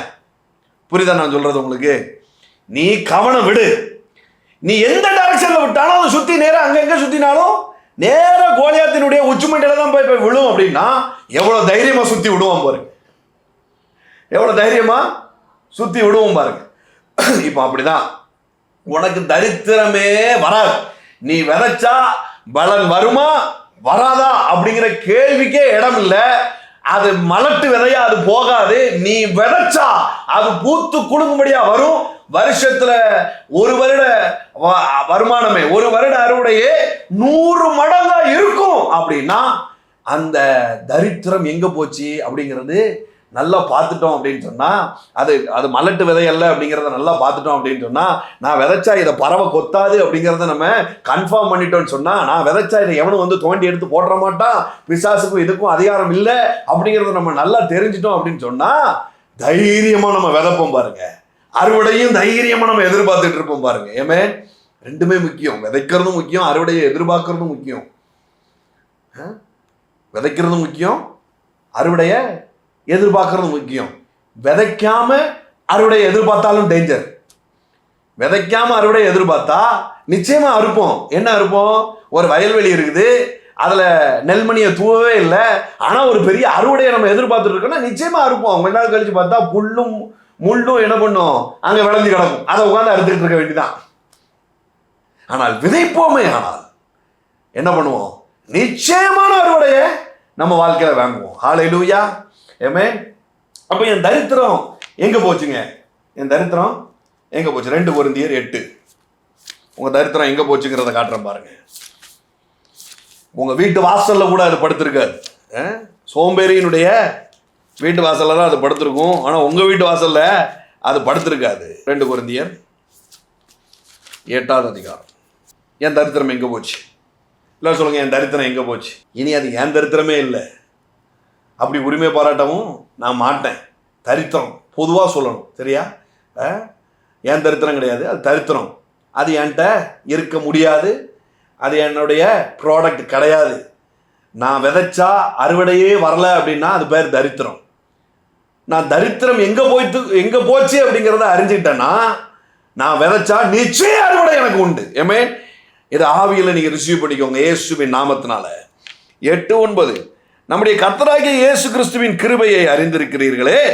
ஏற்கனவே நான் போன முறை சொன்னேன், கிருபைங்கிற ஒரு பங்களா மாதிரி கிருபைங்கிற இடத்துக்குள்ள தேவன் என்ன பண்ணிட்டு இருக்கிறாரு, உங்களை வைத்திருக்கிறார். அப்போ அந்த கிருபைக்குள்ள என்ன இருக்கு? அவர் ஐஸ்வர்யம் உள்ளவராய் இருந்தும் நீங்கள் அவருடைய தரித்திரத்தினாலே ஐஸ்வர்யவான்களாகும்படிக்கு உங்கள் நிமித்தம் தரித்திரர் ஆனாரே. ஏன் தரித்திரம் என்னைக்கோ சிலுவையில இயேசு சுமந்து தீர்த்துட்டார். இப்ப என் கண்ணு முன்னாடியே அது கிடையாது. 2000 இயருக்கு முன்னாடியே என் தரித்திரம் சாகடிக்கப்பட்டு விட்டது. அப்போ நான் விதைச்சா அதை கொத்தி போடுறதுக்கு, அதை பிடுங்கி போடுறதுக்கு என்று ஒரு பிசாசும் இல்லை, ஒரு பறவையும் இல்லை, ஒரு புழுப்பூச்சும் இல்லை இந்த உலகத்துல. நான் விதைச்சா எனக்கு நிச்சய அறுவடை உண்டு. ஆமென், ஹல்லேலூயா. எல்லாரும் சொல்லுங்க, நான் விதைச்சா நிச்சயமான அறுவடை எனக்கு உண்டு. நிச்சயமான அறுவடை உண்டு. இப்போ பாருங்க, உங்க விதையை கீறி போடக்கூடிய, உங்க விதையை ஒன்றில்லாம ஆக்கக்கூடிய ஒரு பெரிய தரித்திரங்கிற ஒரு சிஸ்டமே மொத்தமா வேரோடு பிடுங்கி சிலுவையில ஆணையறையப்படப்பட்டிருக்குது. இப்போ நான் ஒரு விஷயம்தான் செய்யணும். நான் ஐஸ்வர்யவானாகிறதுக்கு ஒரே ஒரு விஷயம்தான் செய்யணும். என்ன? என் தரித்திரம் செத்து சுக்கு நூறாயிட்டுங்கிறத நம்பி நான் இப்போ விதைக்க ஆரம்பிக்கணும். ஏமே, இப்போ பாருங்களேன், பிலிப்பு கர்த்தருடைய ஆசீர்வாதம் செயல்படுவதற்கு, கர்த்தருடைய ஐஸ்வர்யம் செயல்படுவதற்கு தேவன் என்னை கருவியாய் பயன்படுத்துகிறார். எல்லாம் சொல்லுங்க, தேவன் என்னை கருவியாய் பயன்படுத்துகிறார். கர்த்தருடைய ஐஸ்வர்யம்னா என்ன அப்படிங்கிறத எடுத்து காட்டக்கூடிய ஒரு கருவியாய் தேவன் என்ன பயன்படுத்துகிறார். பாருங்க, கோரேஸ் என்கிற மன்னன் புறஜாதியான ஒரு அரசன். பாருங்க, புறஜாதி மன்னன். அவன் இஸ்ரவேலின் வம்சத்தில் வந்த ஒரு அரசன் அல்ல, ஒரு மன்னன் அல்ல. அவன் யாரு? தாவீதின் வெளிவந்தவன் கிடையாது, உடன்படிக்கையின் வெளிவந்தவன் கிடையாது, உடன்படிக்கையின் பிள்ளையும் கிடையாது. அவன் கோரேஸுங்கிறவன். அவன் புறஜாதியான ஒரு ராஜா. பாருங்க, இந்த ராஜா தேவனுக்கென்று ஒரு பர்பஸை தன்னுடைய மனதில் நிர்ணயிக்கிறான். கர்த்தருடைய ஆவியானவர் அவனுக்குள்ள இறங்கினதுனால மனதுக்குள்ள ஒரு பர்பஸை நிர்ணயம் பண்றான். தேவனுடைய ராஜ்யத்திற்கென்று ஒரு பர்பஸுக்கென்று தன்னுடைய மனதை அவன் செலுத்துறான். பாருங்க, செலுத்தும் போது ஒரு காரியம் நடக்குது. எஸ்ரா புத்தகம் 1ஆம் அதிகாரம், எஸ்ரா 1:1. எரேமியாவின் வாயினாலே கர்த்தர் சொன்ன வார்த்தை நிறைவேறும்படி பெர்சியாவின் ராஜாவாகிய கோரேசினுடைய 1ஆம் வருஷத்திலே கர்த்தர் பெர்சியாவின் ராஜாவாகிய கோரேசின் ஆவியை ஏவினதினாலே அவன் பரலோகத்தின் தேவனாகிய கர்த்தர் பூமியின் ராஜ்யங்களை எல்லாம் எனக்கு தந்தருளி யூதாவில் உள்ள எருசலேமிலே தமக்கு ஆலயத்தை கட்டும்படி எனக்கு கட்டளையிட்டிருக்கிறார். ஒரு பர்பஸை அவன் ஆவியை எழுப்பி என்ன பண்ணியிருக்கிறாரு, சொல்லியிருக்கிறாரு. பாருங்க, இது கோரேஸுக்கு மட்டும் இல்லை, உங்களுக்கும் எனக்கும் அதுதான். அது என்ன பர்பஸு? அதுதான் நான் பிரசங்கில முதலே வாசித்தேன். அது என்ன பர்பஸு? 7 பேருக்கு 8 பேருக்கு கொடுக்கும்படியா, என் பாத்திரம் நிரம்பி வழியும்படியா, குறைச்சல் உள்ளவர்களுக்கு நான் கொடுக்கும்படியா, இப்படிதான் என்ன பண்ணியிருக்கிறாரு, ஒரு பர்பஸை கொடுக்கிறார். தேவனுடைய ராஜ்யத்திற்கு கொடுக்கும்படியாய், சுவிசேஷ பணிக்கென்று நான் கொடுக்கும்படியாய், ஏழைகளை வாழ வைக்கும்படியா, இப்படி அநேக பர்பஸை வச்சுதான் என்ன பண்றாரு, செழிப்பையே ஆண்டவர் ரிலீஸ் பண்ணி விடுறாரு. பாருங்க, அதற்கு ஒண்ணு என்ன, என் தரித்திரம் செத்து போச்சு அப்படிங்கிறத உறுதியா நம்பணும். 2வது, நான் விதைச்சா நிச்சயமா எனக்கு அறுவடை உண்டு. நான் ஐஸ்வர்யனாகும்படி நான் விதைக்கும் பொழுது நிச்சயமா எனக்கு அறுவடை உண்டு அப்படிங்கிற ஒரு பெரிய நம்பிக்கை உண்டாக வேண்டும். பாருங்க, இந்த 2 இருந்தா போதும். இது எஸ்ரா ஃபாலோ பண்ணானா? நான் உங்களுக்கு காட்டுறேன். 1:4 பாருங்க. அந்த ஜனங்களில் மிகுதியா இருக்கிறவன் எவ்விடத்தில் தங்கி இருக்கிறானோ அவ்விடத்து ஜனங்கள் எருசலேமில் உள்ள தேவனுடைய ஆலயத்திற்கென்று அவனிடத்தில் உற்சாகமாய் காணிக்கை கொடுத்து அனுப்புகிறதும் அன்றி அவனுக்கு பொன் வெள்ளி முதலிய திரவியங்களையும் மிருக ஜீவன்களையும் கொடுத்து உதவி செய்ய வேண்டும் என்று பெர்சியாவின் ராஜாவாகிய கோரேஸ் அறிவிக்கிறார் என்று ராஜ்யமெங்கும் எழுதி அனுப்பி விளம்பரம் பண்ணிவித்தான். விதையை குறித்து அவனுக்கு தெரியுது. பாருங்க, தேவனுடைய பணிக்கென்று என்ன பண்றான், எல்லா பயிலும் என்ன பண்ணு, காணிக்க கொடு அப்படின்னு சொல்றான். பாருங்க, உற்சாகமாய் காணிக்க கொடு அப்படின்னு சொல்றான். உற்சாகமா விதை, உற்சாகமா விதை. எல்லாரும் சொல்லுங்க, உற்சாகமா விதை. இப்ப இப்படி விதைச்சு இப்படி ஒரு காரியத்தை செய்து ராஜா இந்த தேவனுடைய பணிக்கென்று, தேவனுடைய திட்டங்களுக்கென்று செலவழித்த ஒரு மனுஷன் பாருங்க. எல்லாரையும் செலவு பண்ண சொல்றான், விதையும் கொடுத்து விதைக்கவும் சொல்றான் பாருங்க. அப்படி பண்ற இந்த ராஜாக்கு முன்பதாக ஒரு காரியம் நடக்குது. எல்லா வாக்குத்தத்தங்களுக்கு பின்பதாகவும் பிரமாணம் கிடையாது. இதை செஞ்சாதான், இந்த நீதியை நிலைநாட்டினா தான் உனக்கு ஒன்று செய்வேன் அப்படிங்கிறது இல்லை. ஆனா பிரதி உத்தரம் செய்ய வேண்டியது. சரியா? விதைப்பு அப்படிங்கிறது it's opportunity to receive the richness, to receive the blessings. Offering is an opportunity. எல்லாரும் சொல்லுங்க, ஆஃபரிங் என்பது நான் செழித்து வாழும்படியான ஆப்பர்ச்சுனிட்டி. அது பிரமாணம் கிடையாது, அது பிரமாணம் கிடையாது. ஒட்டுமொத்தமா அறுவடையின் பிரமாணம் அப்படின்னு சொல்லி வைக்கலாம். ஆனா விதைப்பு அப்படிங்கிறது கம்பல்சரி கிடையாது, அது ஆப்பர்ச்சுனிட்டி. அது ஒரு பெரிய வாய்ப்பு. எல்லாரும் சொல்லுங்க, ஆப்பர்ச்சுனிட்டி, அது வாய்ப்பு. எவனுக்கும் கிடைக்காது பாருங்க. பர்பஸ் இருக்கிறவனுக்கு தான் அது கிடைக்குது. கோரேஸுக்கு அது கிடைக்குது. அந்த நாட்கள்ல எத்தனையோ ராஜாக்கள் இருந்தாங்க, ஆனா கோரேஸுக்கு அது கிடைக்குது பாருங்க. அப்படி விதைக்கும்படியான ஒரு பெரிய கிருபை. இப்ப இந்த கோரேஸுக்கு தான், இப்படி விதைக்கிற கோரேஸுக்கு அறுவடை நடந்துச்சா? இப்படி விதைக்கிற கோரேஸுக்கு அறுவடை நடந்ததா? நீ விதைப்புங்க, விதைச்சா கொட்டுன்னு கொட்டுங்க, கோடா கோடியா அள்ள முடியுங்கிற, உன்னையெல்லாம் நம்ப முடியலப்பா அப்படின்ற மாதிரி நீங்க இருந்தீங்கன்னா நான் உங்களுக்கு காட்டுறேன். புறஜாதி மன்னன் ஒருத்தனுக்கே இது வாய்க்குது அப்படிங்கிறத நான் உங்களுக்கு காட்டுறேன் பாருங்க. ஏசாயா 44 கோரேசை குறித்து. அவன் என் மேய்ப்பன், அவன் எருசலேமை நோக்கி நீ கட்டப்படு என்றும் தேவாலயத்தை நோக்கி நீ அஸ்திபாடப்படு என்று சொல்லி எனக்கு பிரியமானதையெல்லாம் நிறைவேற்றுவான் என்று சொல்லுகிறவர் நான். ஒரு பெரிய ஸ்தானத்தை, ஒரு பெரிய பொறுப்பை நான் உனக்கு கொடுத்துருக்கிறேன், நான் தான் சொன்னேன் அப்படின்னு என்ன பண்றாரு? ஆண்டவர் சர்டிஃபைடு பண்றார். விதைக்கிறவங்களுக்கு நான் சொல்றேன், ஆண்டவர் ஐஸ்வர்யத்தை சர்டிஃபைடு பண்ணி தருவார். ஹல்லேலூயா, உறுதிப்படுத்தி தருவார். அதுக்கு பத்திரம் போட்டு ஆண்டவர் தருவார். ஏன்னா அது ரொம்ப பிரியம் பாருங்க. ஏன்னா faith is seed means is faith. விதைப்பு என்பது விசுவாசம், விதைப்பு என்பது ஆப்பர்ச்சுனிட்டி, விதைப்பு என்பது விசுவாசம். விசுவாசம் இல்லாதவன் விதைக்கவே மாட்டான் பாருங்க. கர்த்தர் மேல விசுவாசம் இருந்தாதான் கர்த்தரை பிரியப்படுத்த முடியும்னு வேதம் சொல்லுது.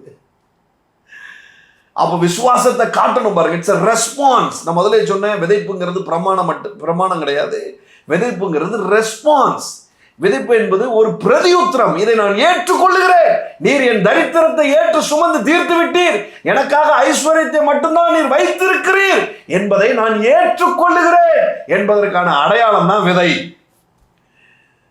என்பதற்கான அடையாளம் விதை. சொல்லுங்க, ஐஸ்வர்யத்திற்கான அடையாளம் நான் அதை பெற்றுக்கொண்டேன் என்பதற்கான பிரதியுத்தரம் தான் விதை. விதை. இப்போ சர்டிஃபைட் பண்றாரு ஆண்டவர். அடுத்து பாருங்க, ஏசாயா 45 1வது வசனம் பாருங்க. கர்த்தராகிய நான் 45:28 என்ன சொல்றாரு? சர்டிஃபைட் பண்ணி. இது தெரியுது இல்லையா? பைபிள் நம்ம வசதிக்காக பிரித்து இருக்குது. ஏசாயா 45வது அதிகாரம்னு அவர் எழுதல, நம்ம வசதிக்காக என்ன பண்ணியிருக்காங்க? பிரித்து எழுதியிருக்கிறாங்க. ஆனால் இது கண்டினியூஸாக இருக்குது. 28க்கு அப்புறம் அது அப்படியே கண்டினியூஸாக தான் வருது.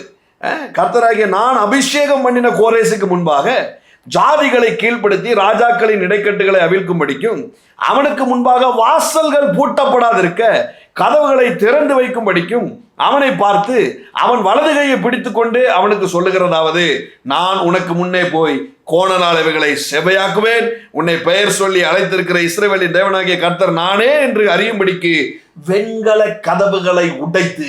அறுவடை எப்படி வருது பாருங்க. ஆண்டவர் சொல்றாரு, நீ மட்டும் இப்படி ஒரு எண்ணத்தோடு, இப்படி ஒரு சிந்தையோடு நீ விதைக்க ஆரம்பிச்சனா, ராஜ்யத்திற்கென்று நான் விதைக்கிறேன், என்னுடைய ஐஸ்வர்யத்திற்காக நான் விதைக்கிறேன், 4 குறைச்சல் உள்ளவர்களுக்கு நான் கொடுக்கும்படியாய் நான் விதைக்கிறேன் அப்படிங்கிற எண்ணத்தோடு, இந்த கோரேசின் அபிஷேகத்தோடு நீ விதைச்சனா, இப்படி எண்ணங்கள் வந்துட்டனாலே இது கோரேசின் அபிஷேகம் அர்த்தம். இது கர்த்தரால் உண்டாகிற ஆவி அப்படின்னு அர்த்தம். பாருங்க, இது இது இது இத நீங்க ஒபே பண்ணிட்டாலே உடைச்சுக்கிட்டு வரும் அப்படிங்கிறார் அறுவடை. வெண்கல கதவுகளை உடைத்து இரும்பு தாழ்பால்களை முறித்து அந்தகாரத்தில் இருக்கிற பொக்கிஷங்களையும் ஒளிபிடத்தில் இருக்கிற புதைகளையும் உனக்கு கொடுப்பேன்.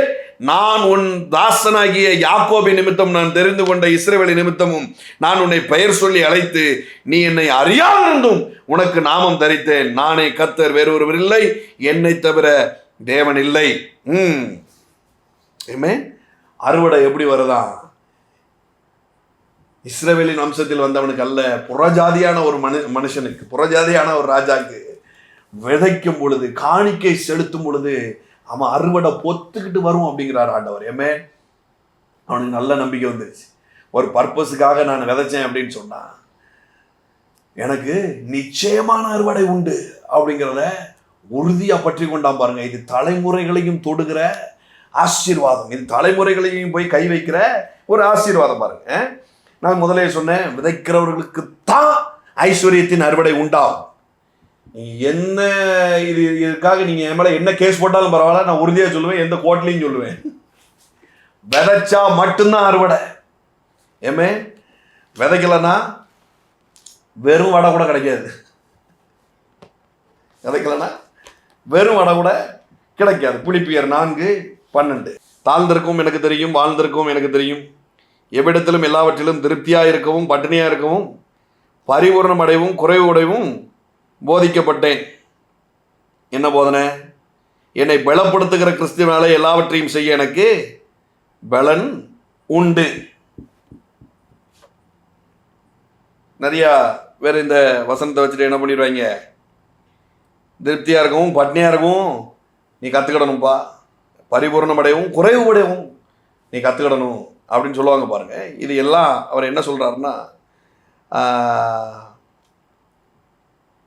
விதைச்சிட்டு ஒரு அறுவடையை எதிர்பார்க்குற நேரத்தில் என்னெல்லாம் நடக்கு அப்படிங்கிறத அவர் சொல்கிறார்.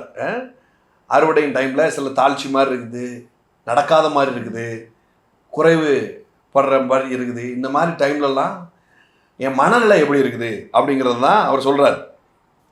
நான் எப்பொழுதும் என்ன பண்ணிகிட்டு இருக்கேன், நான் ஒரு வித மனரம்யமாக இருக்கும்படியா 11வது வசனம் அதை தான் சொல்கிறது. குறைச்சலில் நான் இப்படி சொல்லுகிறது இல்லை, எனில் நான் எந்த நிலைமையில் இருந்தாலும் மனரம்யமாக இருக்க கற்றுக்கொண்டேன். எனி டைமில் எனக்கு ஒரு மனரம்யமான ஒரு சூழல் இருக்குது. ஏன்னா என்னை பலப்படுத்துகிற ஒருத்தர் இருக்கிறார், அவரால் எல்லாம் எனக்கு செய்ய முடியும். சரி, விஷயம் எது இல்லை, இந்த முக்கியமான ஒரு வசனத்தை இந்த பிலிப்பியர்ல இருந்து ஒரு ஆசீர்வாதமாக எல்லாரும் சொல்கிறது உண்டு. அது என்ன அப்படின்னா 19வது வசனம், என் தேவன் தம்முடைய ஐஸ்வர்யத்தின்படி உங்கள் குறைவுகள் எல்லாம் கிறிஸ்து இயேசுக்குள் மகிழ்விலே நிறைவாக்குவார். எத்தனை பேர் இந்த வசனத்தை விசுவாசிக்கிறீங்க? விசுவாசிக்கிறீங்களா? ஆனால் ஒரு விஷயத்தை நீங்கள் தெரிஞ்சுட்டு விசுவாசிக்கணும். பாருங்களேன், சுகத்திற்காக ஒரு மனிதன் ப்ரேயர் பண்ணிட்டு வரும் பொழுது அவனுக்காக பெருசாக காணிக்க கொடுத்தாதான் உனக்கு சுகம் கிடைக்கும் அப்படின்னு வேதம் எங்கேயுமே சொல்லலை. அப்படி எவனாவது செஞ்சான்னா அவன் ஊழியனே கிடையாது, கல்ட்டு. சரியா? கள்ள போதகன்னு அர்த்தம். உனக்கு சுகம் வேணும்னா நீ ஆஃபரிங் கொடு, அப்படின்னா தான் உனக்கு ப்ரேயர் பண்ணுவேன், அப்படின்னா தான் தேவன் உனக்கு சுகத்தை கொடுப்பான்னு எவனாவது சொன்னான்னா அவன் கல்ட்டுன்னு அர்த்தம். சரியா? ஆனால் நான் உங்களுக்கு சொல்கிறேன், பொருளாதார செழிப்புக்காக நீங்கள் நிற்கும் பொழுது எவனாவது விதையை பற்றி பேசாமல் இருந்தான்னா அவனுக்கு தெரியலைன்னு அர்த்தம். சரியா? பொருளாதார செழிப்புக்காக நீங்கள் ஜெபிக்க வேண்டிய அவசியம் அல்ல, நீங்கள் விதைப்பதும் அறுவடையை எதிர்பார்ப்பதும் மிக மிக முக்கியம்.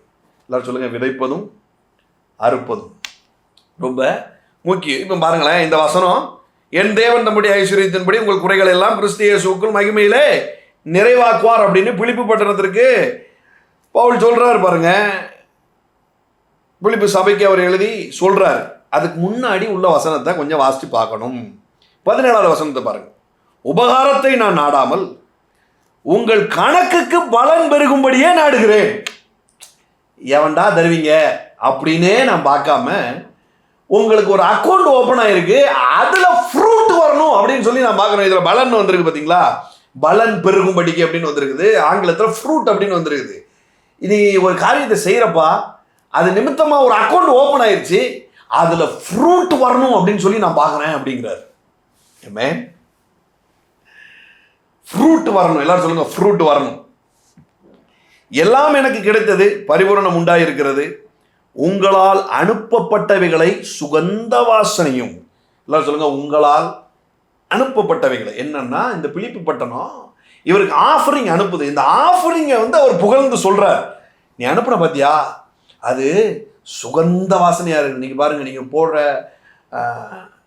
சர்ச்சில் கொடுக்குற ஆஃபரிங்ஸ், தசமபாகம், இது எல்லாம் பணமா போறதில்லை, ஆண்டவருக்கு சுகந்த வாசனையா போதும். என்னங்க இது பணத்தை மோப்பம் பிடிக்கிற ஆண்டவரா? இல்லை, அந்த பணத்தின் நிமித்தமாய் உங்கள் இருதயத்தை மோப்பம் பிடிக்கிற ஆண்டவர். ஐஸ்வர்யத்திற்காக நீ என்னை நம்புகிறாயா அல்லது அந்த பணத்தை நம்புகிறாயா அப்படிங்கிறதுல அதுல இருதயத்தை வைக்கிற ஆண்டவர் பாருங்க. இப்போ இவன் என்ன சொல்றான், உன் இருதயத்தை பார்க்கும்போது நீ அனுப்பின காசுல உன் இருதயம் தெரியுது, நீ அனுப்பின பைசால உன் இருதயம் தெரியுது, அப்போ அது எனக்கு சுகந்த வாசனையா இருக்கு அப்படிங்கிறான் பாருங்க. ஏமே உங்களால் அனுப்பப்பட்டவைகளை சுகந்த வாசனையும் தேவனுக்கு பிரியமான உகந்த பலியுமாக எப்பாபிராத்து இவன் கையில் வரப்பற்றி கொண்டபடியினால் நான் திருப்தி அடைந்திருக்கிறேன். நினைச்ச மாதிரி அவங்க என்ன பண்றாங்க, ஆஃபரிங் கொடுக்குறாங்க. நம்மள மாதிரி இல்லை, திடீர்னு 2 மாசம் கொடுப்போம், 2 மாசம் பார்ப்போம் அப்படின்னு விடுறது. அந்த மாதிரி இல்லை பாருங்க, தெளிவா இருக்கிறாங்க. அழகா கையில கொடுத்து அனுப்பிச்சு விடுறாங்க பாருங்க ஆஃபரிங்க. அது எப்படி இருக்குதான், அவங்க ஹார்ட்டை பார்க்கும்போது சுகந்த வாசனையா இருக்குதான். நான் சொல்றேன், அப்படிப்பட்ட இருதயமே நீங்க இல்லாம இதை வாட்ச் பண்ணிட்டு இருக்கிறீங்கன்னா, இன்னிலிருந்து அந்த கல்லான இருதயம் சதையான இருதயமாய் மாறட்டும். இந்த பிரமா இந்த இந்த இந்த இந்த இந்த ஆப்பர்ச்சுனிட்டியை நீங்க பயன்படுத்திக்கோங்க இயேசுவின் நாமத்தினால. கர்த்தர் உங்களுக்காக வைத்திருக்கிற ஐஸ்வர்யத்திற்கான ஒரு பெரிய ஆப்பர்ச்சுனிட்டி இந்த விதையா இருக்குது. இப்படி விதைச்ச இந்த ஜனங்களுக்கு தான் இவர் சொல்றாரு, என் தேவன் தம்முடைய ஐஸ்வர்யத்தின்படி உங்கள் குறைகள் எல்லாம் கிறிஸ்து இயேசுவுக்குள் மகிமையிலே நிறைவாக்குவார். இப்படி விதைக்கிற ஆட்களுக்கு அவர் சொல்றார், நிறைவாக்குவார். இல்ல சொல்லுங்க, நான் விதைக்கிறேன், நிறைவாக்குவார். அல்லேலூயா. இல்ல சொல்லுங்க. பாருங்களேன், கர்த்தரை எத்தனை பேர் நேசிக்கிறீங்க? கர்த்தரை நேசிக்கிறீங்களா? கர்த்தருடைய வார்த்தையை நேசிக்கிறீங்களா? நேசிச்சா அதற்கு அடையாளம் என்ன தெரியுமா? லவ் யூ என்று சொல்வது மட்டுமல்ல, என்னுடைய எபிலிட்டி, என்னுடைய திறமை, என்னுடைய வரம், என்னுடைய நேரம், என்னுடைய பணம் எல்லாம் எந்த இடத்தில் செலவழிக்கப்படுகிறதோ அதுக்கு பெயர் தான் கொடுத்து நேசிக்காம கூட இருக்கலாம். நேசிக்காப்பா அப்படின்னு சொல்லி இல்லை, ரோட்டில் கேட்குறவங்களுக்கு நம்ம கொடுக்குறோம், நேசிச்சா கொடுக்குறோம், கேட்குறாங்களான்னு கொடுக்குறோம். ஆனால் நேசிச்சா கொடுக்காம இருக்கவே முடியாது. ஏமே லவ் பண்ணா கிவ் பண்ணாம இருக்கவே முடியாது பாருங்க. நேரம், தாளந்து, திறமை, அது நிமித்தமாய் வருகிற பணம் எல்லாம் எந்த இடத்துல செலவழிக்கப்படுகிறதோ அதை தான் நம்ம நேசம்னு சொல்றோம் பாருங்களேன். டிமாண்ட் பண்ணாது நேசம், டிமாண்ட் பண்ணாது. குடு குடு குடு குடு குடு கொடுங்காது. நீ கொடுத்தாதான் நீ என்னை லவ் பண்ணுவேன், நான் நம்புவேன் அப்படின்லாம் சொல்லாது பாருங்க. அது நேசமே அல்ல, அது டிமாண்டு. ஆண்டவர் அப்படிதான் பாருங்க, அவர் டிமாண்ட் பண்ணவே இல்லை, அவர் சப்ளை பண்றாரு. நேசித்ததினால், உலகத்தை நேசித்ததினால், நம்மளை நேசித்ததினால் எந்த நிபந்தனையும் இல்லாம என்ன பண்றாரு, சப்ளை பண்றாரு. எந்த நிபந்தனையும் இல்லை, எந்த நிபந்தனையும் இல்லாம சப்ளை பண்ணியிருக்கிறார். யோவான் 3:16 சப்ளை பண்றார். ஸோ இந்த பிலிப்பியருக்கு வரும்பொழுது என்ன சொல்றேன், கணக்கு ஓப்பன் ஆகுது. நீங்க விதைக்கும் பொழுது என்ன ஆகுது, கணக்கு பேங்க்ல போய் ஒரு டெபாசிட் பண்றீங்கன்னா என்ன பண்ணுதாங்க, ஒரு கணக்கை ஓப்பன் பண்றாங்க பாருங்க. இப்போ நீங்க ராஜ்யத்திற்கென்று நீங்க விதைக்கும் பொழுது என்ன ஆகுதுன்னா, ஒரு கணக்கு பரலோகத்தில் ஓப்பன் ஆகுது. ஹல்லேலூயா. பேங்க் அக்கௌண்ட் ஒரு சில பெர்சன்டேஜ் போகுது, அது வருஷத்துக்கு வருஷம் மாறுது. 7%, 8%, ஃபிக்ஸட் டெபாசிட்ல அவ்வளோங்க, ரெக்கரிங் டெபாசிட்ல இவ்வளவுங்க, எஸ்ஐபி போடுங்க, என்னெல்லாமோ சொல்றான் பாருங்க. அதெல்லாம் எவ்வளவு தூரம் கேரண்டி அப்படின்னு எனக்கு தெரியல. ஆனா பிலிப்புக்கு சொல்லும் பொழுது, பிலிப்பு சபைக்கு சொல்லும் பொழுது இவர் சொல்றாரு, கணக்குல நிச்சயமாய் பலன் பெருகும், கணக்குல நிச்சயமாய் பலன் பெருகும். எல்லாரும் சொல்லுங்க, இந்த அக்கௌண்ட்ல ராஜ்யத்திற்கென்று விதைக்கும் பொழுது ஹெவன் எனக்காக ஒரு அக்கௌண்ட் ஓபன் பண்ணுது. அந்த கணக்குல பலன் பெருகும், ஃப்ரூட் உண்டாகும். இது அஷ்யூரன்ஸ். இது வாழ்ந்த பிறகு அல்ல. இன்சூரன்ஸ்ல கொடுப்பாங்க பாருங்க, செத்தா காசுன்னு சொல்லுவாங்க பாருங்க. ஜீவனானந்த் வாழும் போதும் வாழ்க்கைக்கு பிறகும். அந்த ஆனந்தம் எப்படின்னு எனக்கு தெரியல, ஆனா அந்த பரமானந்தம் ஒருத்தர் இருக்கிறாரு. இவர் எப்படின்னா, வாழும் போதும் ஏதாவது நான் விதைச்சிருந்தேன்னா அப்படின்னு கேட்கறான் பாருங்க. நான் இழந்திருந்தா இந்த ஒருத்தன் வந்து ஆண்டவர்கிட்ட வந்து கேட்குறான்ல, நித்திய ஜீவனை பெற்றுக்கொள்ள நான் என்ன செய்யட்டும் அப்படின்னு கேட்கும் பொழுது, எல்லாத்தையும் விற்று தருதுன்னு கொடு அப்படின்றாரு பொசுக்குன்னு. அவன் ரொம்ப ஐஸ்வர்யம் இருந்ததுனால மனது மூஞ்சி தொங்க விட்டுட்டு போயிட்டான் பாருங்க. அப்போ எல்லா சீசர்களும் கேட்குறாங்க, ஐயா இப்படின்னா இது வந்து ஆச்சரியமாக இருக்குதே அப்படின்னு சொல்லிட்டு ஒரு கேள்வி கேட்குறாங்க. என்ன கேள்வி? ஐஸ்வர்யவான் உள்ள பிரவேசிப்பது அரிதாக இருக்கும் அப்படின்னு சொல்லிட்டு அடுத்து ஒரு கொஸ்டின் பண்ணுறாங்க. ஆச்சரியப்பட்டு கேட்குறாங்க, ஐஸ்வர்யவான் உள்ள எப்படின்னு. நான் என்ன யோசிக்கிறேன்னா, எப்படி ஏன் இந்த கேள்வி வருது? ஏன்னா இவனுங்களே பெரிய ஐஸ்வர்யவான்கள். ஒவ்வொருத்தரும் பெரிய பெரிய போட்டா வச்சிருக்கலாம். ட்ரெஷரர் வச்சுட்டு சுற்றிக்கிட்டு இருக்கிறார் இயேசுவே பரலோகத்துக்கு போகிறதுக்கு அரிதாகி போவோம். அப்புறம் அப்போ ஆண்டவர் சொல்கிறாரு, அதை சொல்ல வரலப்பா, அவன் மனசு ஐஸ்வர்யத்தின் மேலே இருக்குது, என் மேலே இல்லை அப்படிங்கிறத ப்ரூவ் பண்ணுறதுக்காக தான் என்ன பண்ணுறாரு ஆண்டவர் அந்த எக்ஸாம்பிளை என்ன பண்ணுறாரு சொல்கிறார். சரி, ஓகே. அதுக்கு அடுத்து ஒரு சம்பவம் உண்டு, நான் அதை உங்களுக்கு அப்புறம் சொல்கிறேன். இப்போ ரோமர் 15 26 27. மக்கதோனியாவிலும் அகையாவிலும் உள்ளவர்கள் எருசலேமில் உள்ள பரிசுத்தவான்களுக்குள்ளே இருக்கிற தரித்திரருக்காக சில பொருள் சகாயம் செய்ய விருப்பம் கொண்டிருக்கிறார்கள். இப்படி செய்வது நல்லதென்று எண்ணினார்கள். இப்படி செய்கிறதற்கு அவர்கள் கடனாளிகளாயும் இருக்கிறார்கள். எப்படி என்றால், புறஜாதியார் அவர்களுக்கு ஞான நன்மைகளில் பங்கு பெற்றிருக்க சரீர நன்மைகளால் அவர்களுக்கு உதவி செய்ய இவர்கள் கடனாளிகளாக இருக்கிறார்களே. சில போதகர்கள் கஷ்டப்பட்டுக்கிட்டு இருக்கிறாங்க, சில போதகர்கள் தேவையில் இருக்கிறாங்க, சில போதகர்களுக்கு பெரிய பெரிய ப்ராஜெக்ட்ஸ் இருக்குது, அவங்களுக்கெல்லாம் வந்து நீங்கள் கொடுக்கறதுக்கு கடமைப்பட்டிருக்கிறீங்க அப்படின்னு சொல்கிறாரு. நீங்கள் கொடுக்கறதுக்கு கடமைப்பட்டிருக்கிறீங்க எந்த ரீதியில் அப்படின்னு கேட்டால், எப்போ ஞான நன்மையை அவங்க உங்களுக்கு போதிச்சிருக்கிறாங்க. அப்போ சரீர நன்மையை நீங்கள் என்ன பண்ண வேண்டியிருக்குது, அவங்களுக்கு பிரதியுத்தரமாக செய்ய வேண்டியிருக்குது அப்படின்னு தைரியமாக சொல்கிறாரு பாருங்க. எத்தனை பேர் ஞான நன்மையை பெற்றிருக்கிறீங்க? பெற்றிருக்கிறீர்களா? அப்போ என்ன செய்யலாமா? அவர்களுக்கு உதவி செய்ய அவர்கள் கடனாளிகளாய் சரீர நன்மைகளால். எல்லாரும் சொல்லுங்க, சரீர நன்மைகளால். என்ன காசை விதை அப்படின்னு சொல்றாரு, ஓப்பனா சொல்றாரு, காசை விதை சரீர நன்மைகளால் நீ என்ன பண்ணு, உதவி செய்ய இவர்கள் கடனாளிகளாய் இருக்கிறார்களே அப்படிங்கிறார். காசை விதை அப்படிங்கிறார். எல்லாரும் சொல்லுங்க, விதை. அதுதான் அறுவடை. அறுவடைக்கு அப்புறவு அதை நீ என்ன பண்ணு, ஹானர் பண்ணி ஆண்டவருக்கு விதை அப்படிங்கிறார். முதல்ல விதை, அதுக்கப்புறவு அறுவடை. அதை நீ என்ன பண்ணு, ஹானர் பண்ணி என்ன செய்ய, நீ விதை அப்படிங்கிறாரு. ஏமே. ஸோ ஆல்ரெடி நிறைய டைம் ஆயிடுச்சு. இதை இப்போதைக்கு இதை மட்டும் நீங்கள் ரிசீவ் பண்ணிக்கோங்க. ஏமே. எது செழிப்பு? முதல் கேள்வி கேட்டேன், எது செழிப்பு?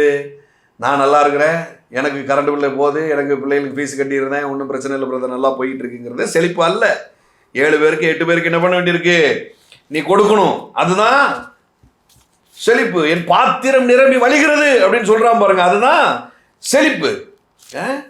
என் பாத்திரம் நிரம்பி வழியுது அப்படின்னு சொல்றான், அதுதான் செழிப்பு. மறுபடியும் பிரசங்கி வருவோம், அதை நான் வாசித்து மறுபடியும் முடிக்கிறேன். பிரசங்கி 11. மேகங்கள் நிறைந்திருந்தால் மழை பூமியின் மேல் பெழியும்.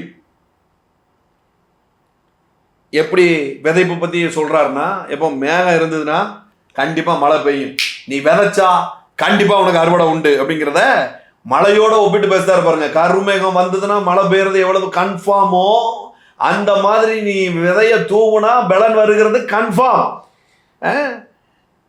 மரமானது தெற்கே விழுந்தாலும் வடக்கே விழுந்தாலும் விழுந்த இடத்திலே கிடக்கும். ஒரு மரத்தை வெட்டி அது ரைட்டில் விழுந்துச்சுன்னா விழுந்த இடத்துல தான் கிடக்கும், ரைட்டில் விழுந்ததுன்னா விழுந்த இடத்துல தான் கிடக்கும், எந்த மாற்றமும் வராது. அந்த மாதிரி தான் விதைப்பும் அறுப்பும். எந்த பிசுனும் அடிக்காது, விழுந்த இடத்துல அப்படியே இருக்கும். அறுவடையே வேற எவனும் எடுக்க மாட்டான், அப்படியே இருக்கும். நான் அடுத்த சனிக்கிழமை இந்த இப்போ நிறைய விதைச்சிருப்பீங்க, அறுத்து வந்து நிற்கிது கண்ணு முன்னாடி தெரியுது, ஆனால் அறுக்க தெரில அப்படிங்கிற மாதிரியான சிச்சுவேஷனில் இருந்தீங்கன்னா சனிக்கிழமை தவறாமல் கலந்து கொள்ளுங்க. எப்படி அறுக்கணும் அப்படின்னு சொல்லி நான் கற்றுக் கொடுக்க போகிறேன். ஒரு மிகப்பெரிய அறுவடை இருக்குது. போனஸாக இன்றைக்கு சனிக்கிழமை வரைக்கும் உண்டான அறுவடையை நீங்கள் வாங்க போகிறீங்க. ஹல்லேலூயா. காற்றை கவனிக்கிறவன் விதைக்க மாட்டான், சிச்சுவேஷனை பார்த்துக்கிட்டே இருக்கிறவன் விதைக்க மாட்டான். கர்த்தர் சொல்லுகிற காரியம் எல்லாம் சிச்சுவேஷனுக்கு அப்பாற்பட்டதாக தான் இருக்கும். பாருங்களேன், முதலே சொன்னேன், முதல்ல அறுவடை, அதுக்கப்புறம் விதைப்பு கிடையாது. முதல்ல விதை, அதுக்கப்புறம் தான் அறுவடை. ஆண்டவர் விதை அப்படின்னு சொல்லும் பொழுது அதை விதைக்கிறதுக்கான சூழலே இருக்காது. பாருங்களேன், சிச்சுவேஷன் கன்வீனியன்ட்டா இருக்காது. காற்றை காண்கிறவன் விதைக்க மாட்டான். காத்து இல்ல, நான் எப்படிங்க விதைப்பேன், நான் எப்படிங்க விதைப்பேன், நான் எப்படிங்க விதைப்பேன், இப்படியே சொல்லிட்டு இருக்கான் பாருங்க. இவன் காத்தை பார்க்கிறவன் கன்வீனியன்ட்டான சூழலை பார்ப்பேன். எனக்கு ஒரு நல்ல அறுவடை உங்களெல்லாம் கோடி கணக்கில் செய்யணும்னு எனக்கு ஆசை பிரதர், லட்சங்கள்ல செக் எழுதி உங்களுக்கு கொடுக்கணும்னு ஆசை பிரதர். அது காற்றை பார்த்துட்டு இருக்கிறவன் போல இருக்கிறது. மாசம் 100 ரூபா தானே சம்பாதிக்கிறேன், நான் சொல்றேன் 10% எடுத்து வை தேவனுக்கு என்று. விதை ஞான நன்மையை உட்கார்ந்து வாங்குறல்ல, நீ என்ன பண்ணு, சரீர நன்மையை கொடுக்கறதுக்கு கடனாளியா இருக்கிற, நீ செய் அப்படிங்கிறார் ஆண்டவர். 10% எடுத்து என்ன பண்ணு, விதை அப்படிங்கிறார். 10% எடுத்து என்ன பண்ணு, விதை. நான் சொல்றது 10%ங்கிறது தைத்து தசமபாவம், சரியா? அறுவடையில் முதல் பகுதி. அது எவ்வளவு முதல் பகுதிங்கிறது நீங்க முடிவு பண்ணிக்கலாம். 10%ங்கிறது புதிய ஏற்பாட்டின் முரண்மை கிடையாது. ஆனா எனக்கு தெரியும் 10% கீழையும் கிடையாது. நான் விதைக்கிறேங்க, சீரியஸ்லி. நான் எதை எக்ஸ்பீரியன்ஸ் பண்றேனோ அதை நான் சொல்றேன். பிரச்சனையே வந்தது இல்லையா பிரதர் பொருளாதாரத்துல அப்படின்னு நீங்க கேட்டீங்க அப்படின்னு சொன்னா, இல்ல வந்திருக்குது, ஆனா ஒரு நாள் தாங்காது அந்த பிரச்சனை. ஏன் தான் என்கிட்ட வந்தோம் அப்படிங்கிற அளவுக்கு அது வெக்கப்பட்டு போகும். ஹல்லேலூயா. ஏன்னா தைரியமா விதைக்கிறேன், என் ஆவிக்குரிய தகப்பனுக்கு விதைக்கிறேன். எங்கெல்லாம் நான் வார்த்தையை கேட்கறேனோ அங்கெல்லாம் நான் விதைக்கிறேன். யாரெல்லாம் எனக்கு தீர்க்க தரிசனம் சொன்னாங்களோ அவர்களுக்கெல்லாம் நான் விதைக்கிறேன். ஒவ்வொன்றையும் விதைக்கிறேன் பாருங்க. 20-25% மேல போய்கிட்டு இருக்கு விதெல்லாம். 20-25% மேல போகுது. விதைச்சிக்கிட்டே இருக்கேன் பாருங்க, விதைச்சிக்கிட்டே இருக்கேன். அதனாலதான் அறுவடை வந்துகிட்டே இருக்குது. எங்க இருந்தலாமோ தயவு வந்துகிட்டே இருக்குது. ஒரு காரியத்தை நான் காலடி எடுத்து வைக்கும் முன்பதாய் அது என்ன பண்ணுது, கோரேசுக்கு முன்பதாய் இரும்பு தாழ்பால்கள் உடைந்து திறக்கப்பட்டது மாதிரி நான் ஒரு ப்ராஜெக்டை எடுத்து வைக்கிறதுக்கு முன்பதாய் அதெல்லாம் உடைஞ்சு வெளியில வருது. நான் இருக்கேன் பிரதர், உங்களுக்கு நான் இருக்கேன் பிரதர் அப்படின்லாம் வருது. நடக்கும் பாருங்க. ஒரே ரீசன், வெரி சிம்பிள். எல்லாரும் சொல்லுங்க, வெரி சிம்பிள். விதைச்சிரு, விதைச்சிரு, அவ்வளவுதான். எத்தனையோ நாள் அக்கௌண்ட்ல வெறும் 1000 ரூபா தான் இருக்கும், 500 ரூபா தான் இருக்கும். என்ன செய்யன்னே தெரியாது பாருங்க. தேவை அவ்வளோ இருக்கும். இருக்கிறதா நான் ஃபுல்லாக அனுப்பிச்சி விடுவேன். 10,000 ரூபா தான் வச்சிருப்பேன் எஃப்டி போட்டு. ஆண்டவர் சொல்லுவார், மொத்தமாக உடச்சி கொடு அப்படிம்பாரு. மொத்தமாக உடச்சி கொடு. பிஸ்னஸில் ஒரு அமௌண்ட்டை போட்டிருப்பேன், எடுத்து ரிட்டர்ன் எடு, மொத்தமாக உடச்சி கொடு அப்படிம்பாரு. இருதயமே எப்படி வலிக்கும் பாருங்க, இருதயமே வலிக்கும். ஆனால் நான் சொல்கிறேன், காற்றை பார்க்குறவன் விதைக்க மாட்டான். கன்வீனியன்ட்டான டைமே இருக்காது, ஆனால் நான் விதைப்பேன். கோரேஸ் அப்படி செஞ்சான், வேதத்தில் இருக்கிற மனிதர்கள் அப்படி செய்தார்கள். இவன் சொல்லியிருக்கிறான் பாருங்க, காற்றை கவனிக்கிறவன் விதைக்க மாட்டான், மேகங்களை நோக்கிறவன் அறுக்க மாட்டான். அப்படியே வேடிக்கை பார்த்துக்கிட்டே இருப்பான். அறுவடையே விளைஞ்சு நின்னாலும் அங்கோ ஒரு மேகம் வந்துட்டு இருக்கு, மழை பெஞ்சிரும் அப்படின்ட்டே உட்காந்துட்டு இருப்பான். ஹல்லேலூயா, ஹல்லேலூயா, ஹல்லேலூயா, ஹல்லேலூயா, ஹல்லேலூயா. வேதம் சொல்லுது பாருங்க. அப்படி ஞான நன்மையை பெற்று கொண்ட தேவ மனிதர்களுக்கு நீங்க என்ன பண்ணணும், கனப்படுத்தணும் அப்படின்னு சொல்லி இருக்குது பாருங்க. ஸோ நெக்ஸ்ட் சனிக்கிழமை இதை விட பயங்கரமான ஒரு விஷயத்தை நான் உங்களுக்கு காட்ட போறேன். ஹானரிங். அதற்குள்ள நீங்க அறுவடையை வாங்கியிருப்பீங்க. ஆமென். நான் அடுத்து உங்களுக்கு ஹானரிங்கை கற்றுக் கொடுக்குறேன், எப்படி ஹானர் பண்ணணும் அப்படின்னு சொல்லி கற்றுக் கொடுக்குறேன். இப்போ விதைப்பை கற்றுக் கொடுத்துருக்கேன்னா என்ன அர்த்தம், நீங்கள் விதைக்கணும்னு அர்த்தம். அடுத்து அதில் ஒரு அறுவடை வரப்போகுதுன்னு அர்த்தம். அதுக்கு அப்புறம் என்ன செய்யணும் அப்படிங்கிறத வருகிற சனிக்கிழமை சொல்கிறேன். அடுத்த வருஷத்துக்குள்ளே போகும்போது மிகப்பெரிய அறுவடையோடையும் கனத்தோடையும் தான் நீங்கள் போக போகிறீங்க. கர்த்தரை கனப்படுத்துகிறவர்களாய் நீங்கள் போக போகிறீங்க. வேதத்தின்படி செழிப்பு என்பது என்ன, உங்கள் பாத்திரம் நிரம்பி வழிவது, 7-8 பேருக்கு நீங்க கொடுப்பது. இதுதான் என்ன பண்ணுது வேதம், செழிப்பு அப்படின்னு சொல்லுது. ஆமென். ஸோ உங்க தரித்திரம் எங்க போச்சு, எப்போவோ அவர் நம் நிமித்தமாய் தரித்திரர் ஆனாரே என்று எழுதியிருக்கிறது. நான் ஐஸ்வர்யவனாகும் பொருட்டு அவர் தரித்திரர் ஆனாரே என்று எழுதியிருக்கிறது. ஸோ 100% என் நிலத்துல ஒரு பாதிப்பும் இல்லை, என் நிலத்துல விஷம் இல்லை, நான் போட்ட விதை அது பாய்சன் ஆகாது. அந்த பாய்சன்ஸ் எல்லாம் என்ன பண்ணிருக்குது, நீக்கப்பட்டு புது மண்ணு செலுத்தப்பட்டு புது உரம் போடப்பட்டு கிறிஸ்துவின் ரத்தத்தினால அந்த நிலம் உழப்பட்டிருக்கிறது.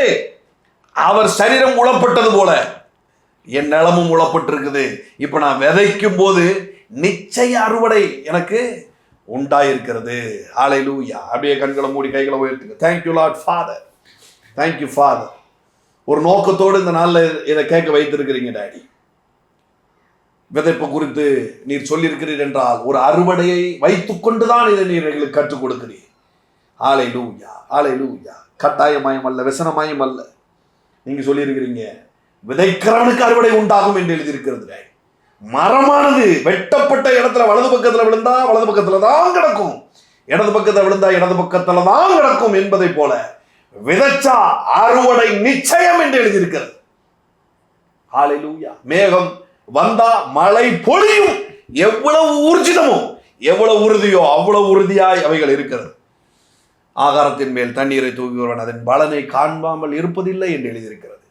கர்த்தாவே, இப்படி தேவனுடைய ராஜ்யத்திற்கென்றும் நன்மைக்காகவும் கர்த்தாவே மற்றவங்களுடைய தரித்திரத்தை போக்கும்படியாகவும் சம்பாத்தியத்தை தருகிறீர், விதைக்க வைக்கிறீர்.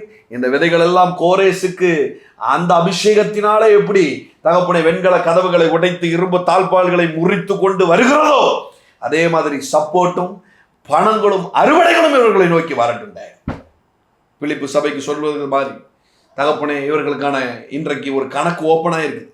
இதுல பெரிய பலன் உண்டாகும், இதுல ஒரு பெரிய பலன் உண்டாகும், பலன் உண்டாகும், பலன் உண்டாகும், பலன் பெருகும் என்று எழுதியிருக்கிறது. பலன் பெருகட்டும் டாடி, பலன் பெருகட்டும், பலன் பெருகட்டும். ஹல்லேலூயா, ஹல்லேலூயா. இன்றைக்கு விதைக்கிற ஒவ்வொருத்தருக்கும் ஸ்பெஷலான ஒரு அறுவடையை நீர் தருவீராக daddy. I believe in my heart, I believe in my heart, I believe in my heart. ஸ்பிரிட்டில் ஃபீல் பண்ணுறதை நான் சொல்கிறேன். இன்றைக்கு விதைக்கிறவர்களுக்கு என்று ஸ்பெஷலான அறுவடையை தேவன் வைத்திருக்கிறார். ஆமென். ஸோ ஞான நன்மையை போதிச்சிருக்கிறேன், சரீர நன்மையை நீங்கள் செலுத்த வேண்டியது உங்களுடைய வேலையாக இருக்குது.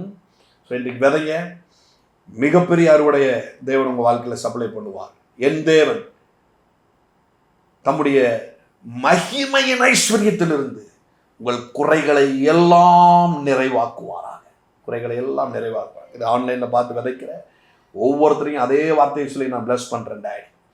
இந்த விதைகள் எல்லாம் வெத்து விதைகள் அல்ல, இவர்கள் விதைக்கிற நிலமும் மலட்டு நிலம் அல்ல, மிகப்பெரிய அறுவடைகள் இவர்களுக்கு உண்டாகட்டும்.